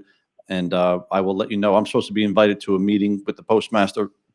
Not sure if that's going to be in DC or here. If it's here and it's open to the public, I would certainly put that out there to you. Thanks. And I'm glad you got your mail today. Next one is from Ryan Varley. He did not submit an address. He states, please have our mayor address why our taxes are going up again. I would also appreciate if he could give some feedback on the passing of the health benefits that he and 3 others are now receiving, as well as the rehabilitation plan. I think we covered most of this. Taxes going up again. Again, my name goes on the letter goes out. No other mayor has ever done a letter. I choose to put my name on that. No one gets negative news, but it's something that I'm obligated and feel committed to doing. So that's why my name is on it, and that's why everybody asks me the questions and blames me the questions, even though this is a joint board up here. I think we covered already the health benefits. Again, I would, Ryan, I would question where you get your news from. We did not pass health benefits, giving ourselves benefits. Mayor, council here have had benefits. My predecessor had benefits. Councilman DePena's predecessor had benefits. It's not just three others. There are others here on the council that do receive benefits. It's not just us. We did not do that for us. It's nothing new. We were really just cleaning up the ordinance. If you go back and listen to that meeting, you'll probably hear that. A rehabilitation plan, I've already answered that a bunch of times already. That's really a benefit to residents that if they want to make a capital improvement into their home, they could defer the tax increase that would come with that improvement for up to 5 years. We cannot offer that to our residents, which is a positive thing, without putting the town in an area in need of rehabilitation, which is what we hopefully plan on doing tonight. Next is from Michael Sheldon, 47 Floyd Street. One, assuming that the question has already been answered this evening, is there a tentative date for the introduction of the township's 2020 municipal budget? According to state and DCA guidelines, municipalities were supposed to have adopted their 2020 budgets no later than their first regularly scheduled meeting in June.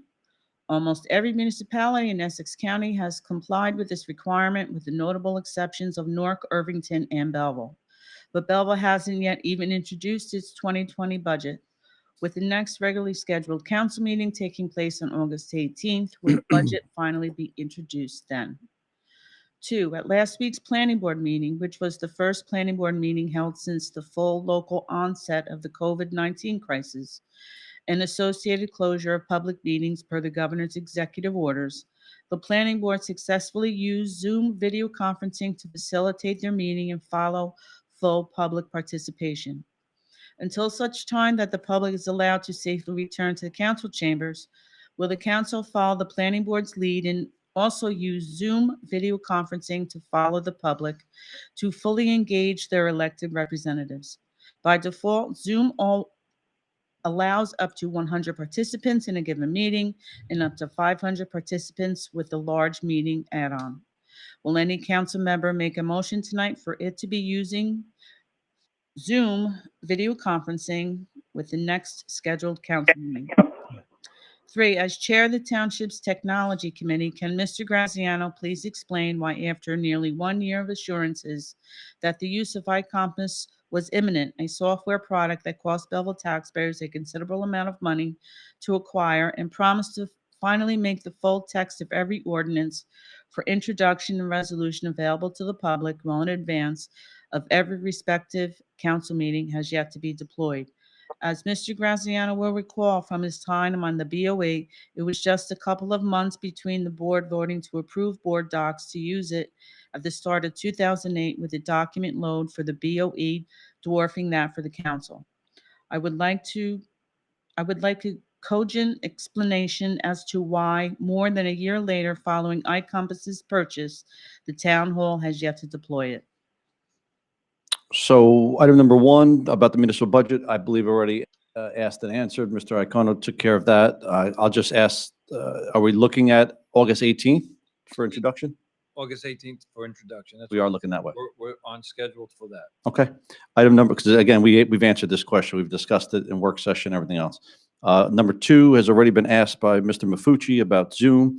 I'm not quite sure what the difference, if our live stream is working and you can see us and hear us, I'm not quite sure what Zoom gets you. Again, as I explained, Zoom is for zoning board and planning board because you have to be able to question witnesses as they testify and see exhibits. Or here, if you could submit your questions on an ordinance or submit your comments for public commenting, there's really no need to do Zoom unless Mr. Sheldon just wants to see us, which might be the case.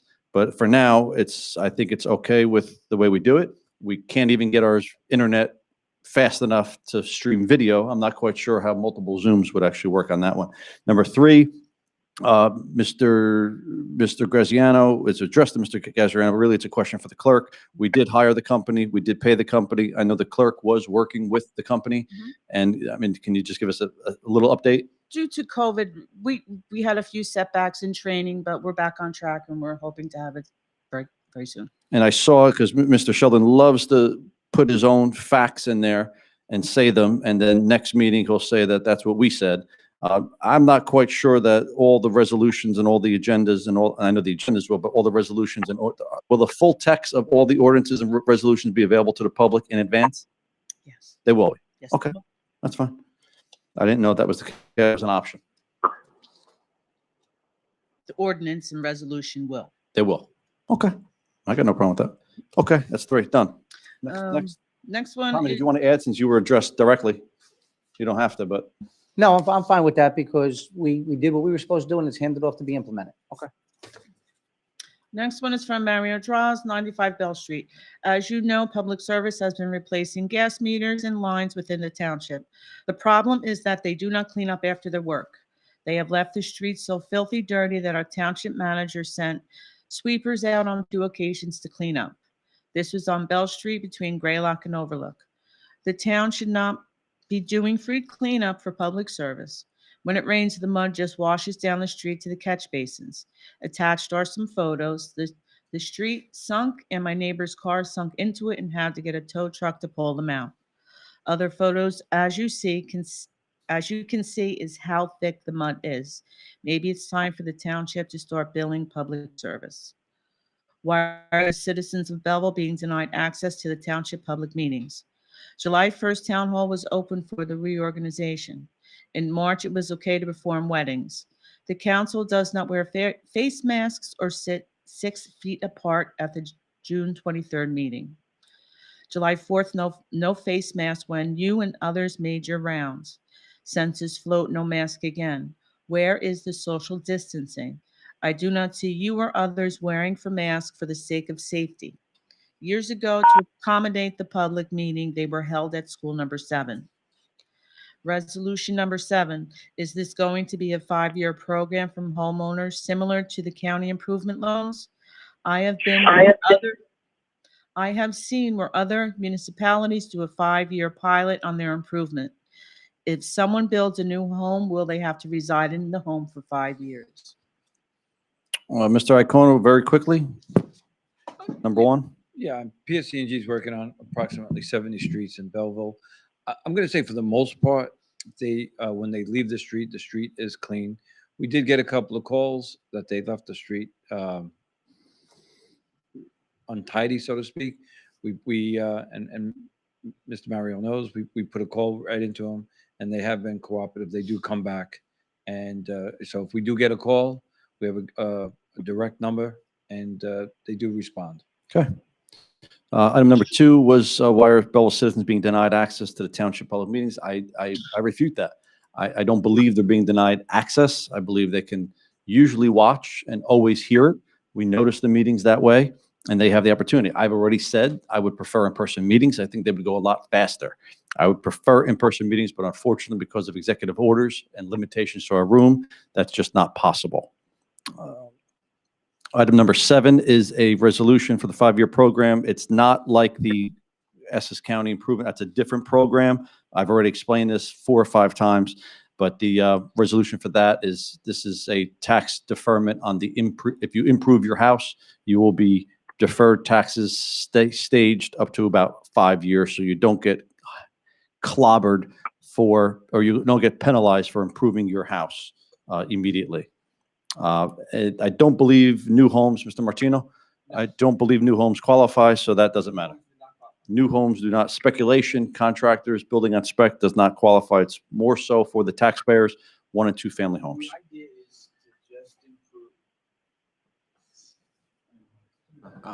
The idea is so that homeowners can improve their homes and not have to be taxed immediately for it. Right. I've said that Yeah. 5 or 6 times already. Okay. Next item.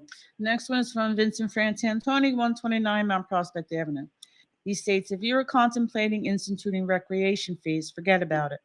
The total budget for the recreation department is less than 1% of the entire municipal budget.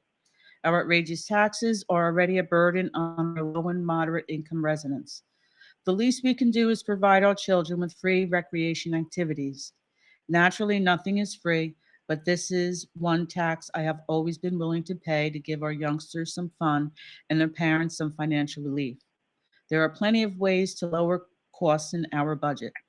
Meet me at the Main Street Mall any day at 2 p.m. and I will give you one example. free recreation for our precious children. Resolution number 1, consent agreement with US EPA. What is- 11. I'm sorry, that was 11. 11, I'm sorry, 11. Consent agreement with the US EPA. What is this about? Any financial costs? How much? Resolution number 14. Is Mr. Cosarelli receiving a stipend for this position? If so, how much? Why did the third quarter estimated tax bill we recently received contain huge increases? When will you introduce a 2020 proposed budget? So public comments about recreation, I think we covered that. I think we already discussed that, and you kind of saw how the council stands. You certainly know how I stand on that. Resolution number 11, consent agreement with US EPA. Either Mr. Martino or Mr. Iacono, do you want to quickly tackle that? Yes, just real quickly. That was regarding their, again, the water lines and the water issues. The fine was substantial. And Anthony and I, with the help of Tom Herritz, have been able to reduce it to it's a public document. So How old was that fine? What's it stem from? it stems from, I believe, sometime in 2018. It's not something that was way back. It might have even been before 18, but. Yeah, I believe it's around 2018, but it was, it really had to do with some reporting. It had nothing to do with maintenance Right. of the water lines or anything that would cause the Harm. lead to harm to the water.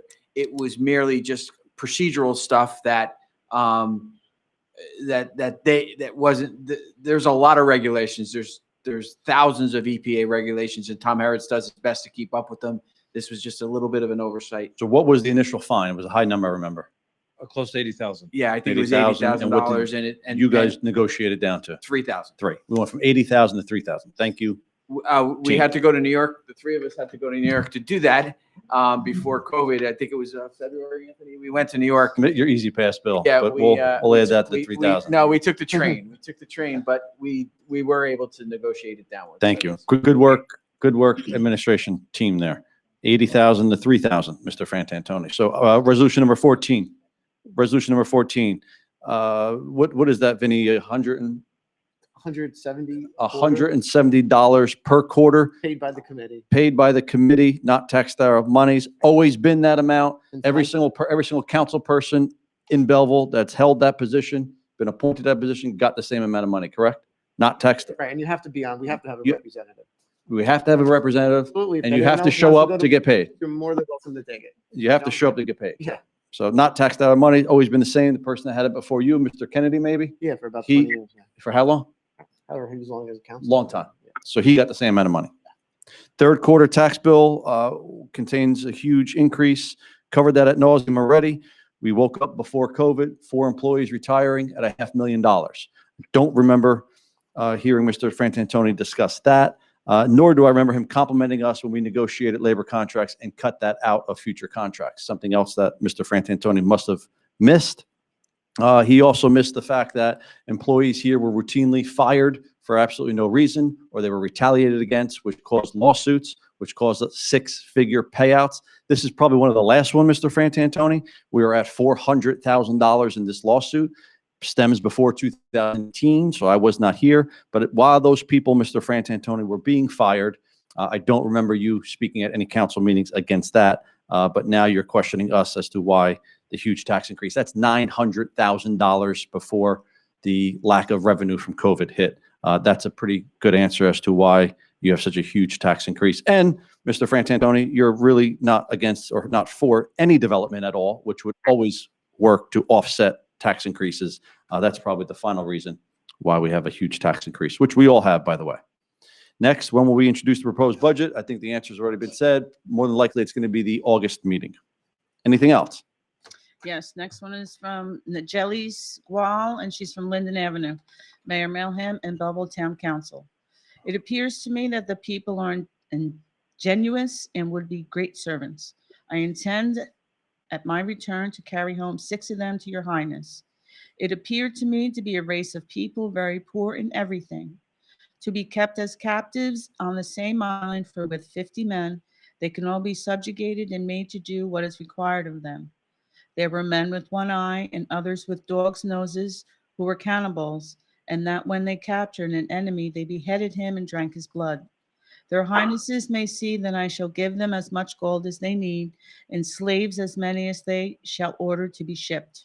It is very general, and there are plenty of dealers who go about looking for girls. Those from 9 to 10 are now in demand. These are the words of Christopher Columbus taken directly from his personal journals. His words clearly state his racism, enslavement, and sex trafficking atrocities, and these are only a few excerpts of many of his personal journals.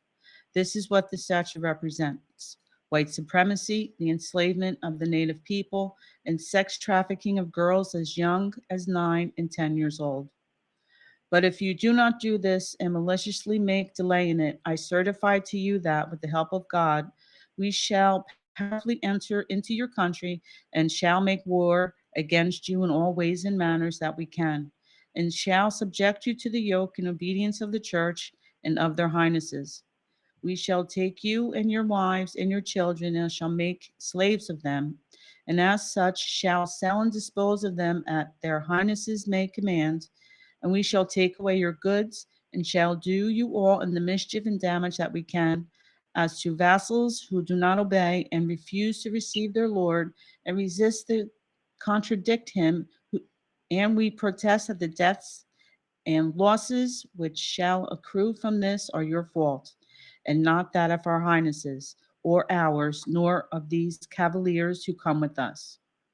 These are the words in official documents stating Spain's demand for colonization of Caribbean islands that were advocated by Christopher Columbus. It clearly states that his and his armies intend to enslave, steal from, and murder any indigenous people who refuse to be colonized by these white supremacists. This is what you are supporting by leaving the statue up. It only serves to glorify a man who says whose only intentions were to loot, enslave, murder, and rape. I emailed the mayor over a week ago, June 30th, and again yesterday about removing the statue, and have still not received a response. You mentioned in a previous town council meeting, Mayor Melham, that communication was the first step in taking tangible actions. I have reached out to you in order to take that first step. I would like to know when we can have a conversation to discuss the necessary actions in the legal removal of the Columbus statue. Mayor Ross Baraka has taken the right steps toward racial injustice in removing Newark's Columbus statue, and I, along with 1,900 plus Belleville community members, would like your commitment to being anti-racist and removing the statue. There is no neutral zone. There is a racist and an anti-racist, and that Christopher Columbus statue is racist. So thank you for your comment, and again, for being involved in the community. As we know, there's two sides to this argument. There's people that believe the facts, and I'm not going to sit here and defend Christopher Columbus or his past or his history and any of that stuff, because I'm not here to do that. I'm here to say that Christopher Columbus means different things to different people, and I'm well aware of this young lady's feelings. I'm well aware of many other people's feelings. I'm also well aware of what Christopher Columbus means to the Italian community, and that statue was a gift from the Italian community to the township of Belleville. And I think the conversation that needs to be had is where we stand on that. And I think that conversation is being had. I didn't necessarily mean that I need to have a conversation. I meant the community needs to have a conversation. You mentioned 1,900 Belleville community members signed a petition. I know there's also competing petitions out there that have reached north of 1,000 on the other side of that. I'm not quite sure this is going to be a petition battle. I'm not quite sure that this is going to be whose petition has more signatures. I think it's going to be an ongoing conversation. I'm not one to rush the judgment. I'm not one to make a decision and decide where things that are going to upset history and change history that have been that way for a long time. We didn't, I just want the public to know this, we didn't just put a Christopher Columbus statue in front of Town Hall last week. That statue has been there for decades. That statue means a lot to our Italian community. That statue was bought, paid for, and placed there by our Italian community. And Christopher Columbus to our Italian community does not mean what he means here to this young lady and to people from Central, South America, or the Caribbean. And I acknowledge what they say he means to them. I also do acknowledge and have to acknowledge what that means, or what the symbolism of an Italian hero to them, not necessarily Christopher Columbus, but somebody that the Italian community can hang their hat on as a symbol of Italian culture and a symbol of what they went through when they immigrated to this country and what that means to them. They don't necessarily worship Christopher Columbus as the person. He's a leader of Italian descent that they hang their hat on, that accomplished great feats in navigation and everything else. And again, there's two stories, there's two arguments to this story. I do owe you an email. I did receive both of those emails. Your emails were a little long, and I usually take a little time before I write them. I respond quickly to people that ask me to trim a tree or to put a sign up or to get rid of graffiti, but sometimes there are emails that take a little longer. I do have both those emails, and you will certainly hear from me. I'm not quite sure the conversation is with me that I want to have. I want the community to have a conversation. I'm not quite sure if you've reached out to the Italian community to see what their feelings are on that, but I think that that's what I meant. As a community, we need to be having a conversation. I think it's being had. I'm sorry that it's not happening as quickly as some people might want. I get it that within the past month or so, a lot of people have become activists in the last month or so. And I'm not quite sure that our timeline is their timeline. I do think that this is something that's been here for decades. And I do think it needs careful consideration, careful conversation. And I think we're having that. Just because the answer you want is an immediate answer, an immediate action, and you're not seeing that, does not mean to me that the conversation is not happening. Obviously, if there's 1,800 signatures on one side and over 1,000 signatures on the other side, there is a conversation happening. We had conversation at the last meeting where we had 5 letters in support of the statute. That's the conversation I think is having and that we are having throughout the township. Next. Next is from Jeff Mattingly, 56 Walnut Street. He states, first, I object to the fact that there is no effort being made to allow the public to participate in town public meetings in person. Perhaps council chambers could accommodate those who wish to attend, or perhaps the high school auditorium would be more appropriate where there would be no issues. We own the decontamination equipment, so there would be minimal expense. Finding the entire town and area need a rehabilitation proposal. What have we seen so far from this administration? This entire idea should not be considered. Whether rehabilitation, 5 years graduated tax deferments, or redevelopment up to 30-year tax abatements, these tax abatements of any kind should go through the appropriate process of planning board and zoning board hearings. We have not seen as taxpayers that you can be trusted. Plans go through the lengthy process of planning board hearings to get approval, only to be drastically expanded in scope that often exceed parameters stipulated to at the time of densities, parking, and other important considerations, without ever being reheard or even brought up at public meetings. Now our local government is conducting meetings via fiat rule, where we are invisible and you do what you wish without any meaningful input by the citizens who you represent, supposedly. Tax abatements of any kind must be carefully scrutinized, that the obligations are not being shifted to existing taxpayers to benefit others. There are very good reasons for short and longer term tax breaks, but they need to be met. No town-wide blanket considerations. So again, I object, Mr. Mattingly, to your objection that no effort is being made to allow the public. I've been on the record now saying that I would prefer in-person meetings. I, again, would prefer in-person meetings. I've written a letter to the attorney to get an opinion on that, and that's just not feasible right now.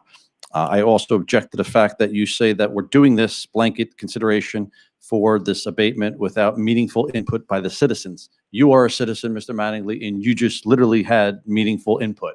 I disagree with your input and where you stand because I don't think you have a grasp of the facts. This is a highly beneficial program that's going to benefit a lot of people, many of which you and many of your ilk, Mr. Mattingly, have said that we only do abatements for developers and not for the individual taxpayer. Here's that example, and shocker, you're against it. So I'm actually not shocked at that, but it's the very reason why we are in the situation we are in financially is because there are a few people like yourself that look negatively upon abatements and the power that this governing body or any governing body has to actually facilitate development, which brings revenue, which offsets the budget. That mindset, which we've seen for 10 or 12 or 15 years here, is the exact reason why we're in the situation we're in. I think we tried it your way. I think we're going to give it a try this way now. Anybody else? I have one more from Frank Velez, 72 Continental Avenue. He states, "I'm writing to you because I believe it is a long time overdue for some sort of traffic study and/or course of action in regards to Fairway Avenue. Anyone with even just a bit of knowledge about the street could tell you that traffic is hectic through most times of the day, and many drivers ignore the set residential speed limit, coupled with the current reality of the street being stacked with cars on both sides. This has become a major point of contention and worry for many of the street's residents. Perhaps we could make the street a one-way or implement further safeguards for those residing there." Thank you, Mr. Velez. We have our police chief here. Usually when we get complaints about speeding or traffic or accidents, we refer it to the traffic department. They can either decide to do a traffic study or not, and then they recommend an action to the governing body. Chief, do your thing. You know what you got to do on that. Okay. Anything else from public commenting? That is all, Mayor. Can we have a motion to close public commenting? Motion made and seconded, close public commenting. Clerk, call the roll. Councilmember Cosarelli? Yes. DePena? Yes. Graziano? Natari? Yes. Rovell? Yes. Strumelob Burke? yes, Mayor Melham? Yes. Okay, consent agenda. Anybody have anything to pull, discuss, move? I'm good. I'm good. All right. Looks like everybody's good. Mhm. I would normally, she's sitting here with us today, I would normally pull this and vote on it individually and thank Judith for her great work and congratulate her on being appointed CFO. But I'm just going to say it now, and we're gonna pass it in bulk, just to save time. Okay, everybody had an opportunity to review the consent agenda? Can we have a motion to move the consent agenda? Motion. So moved. Second. Second, Motion made and moved to move the consent agenda. Clerk, call the roll. Councilmember Cosarelli? DePena? Yes. Graziano? Yes. Natari? Yes. Rovell? Yes. Strumelob Burke? yes, Mayor Melham? Yes. Congratulations, council. I think we made a good decision on the area need of rehabilitation. It's going to benefit a lot of taxpayers. Agreed. Anything for new business? No? Hearing No. none. I'm sorry, did I hear some? No, I'm good. Motion. no, Motion. You got something, Marie? no, Okay. Do I hear a motion to adjourn? So moved. All in favor? Aye. aye. Adjourned. Have a good evening. Tommy.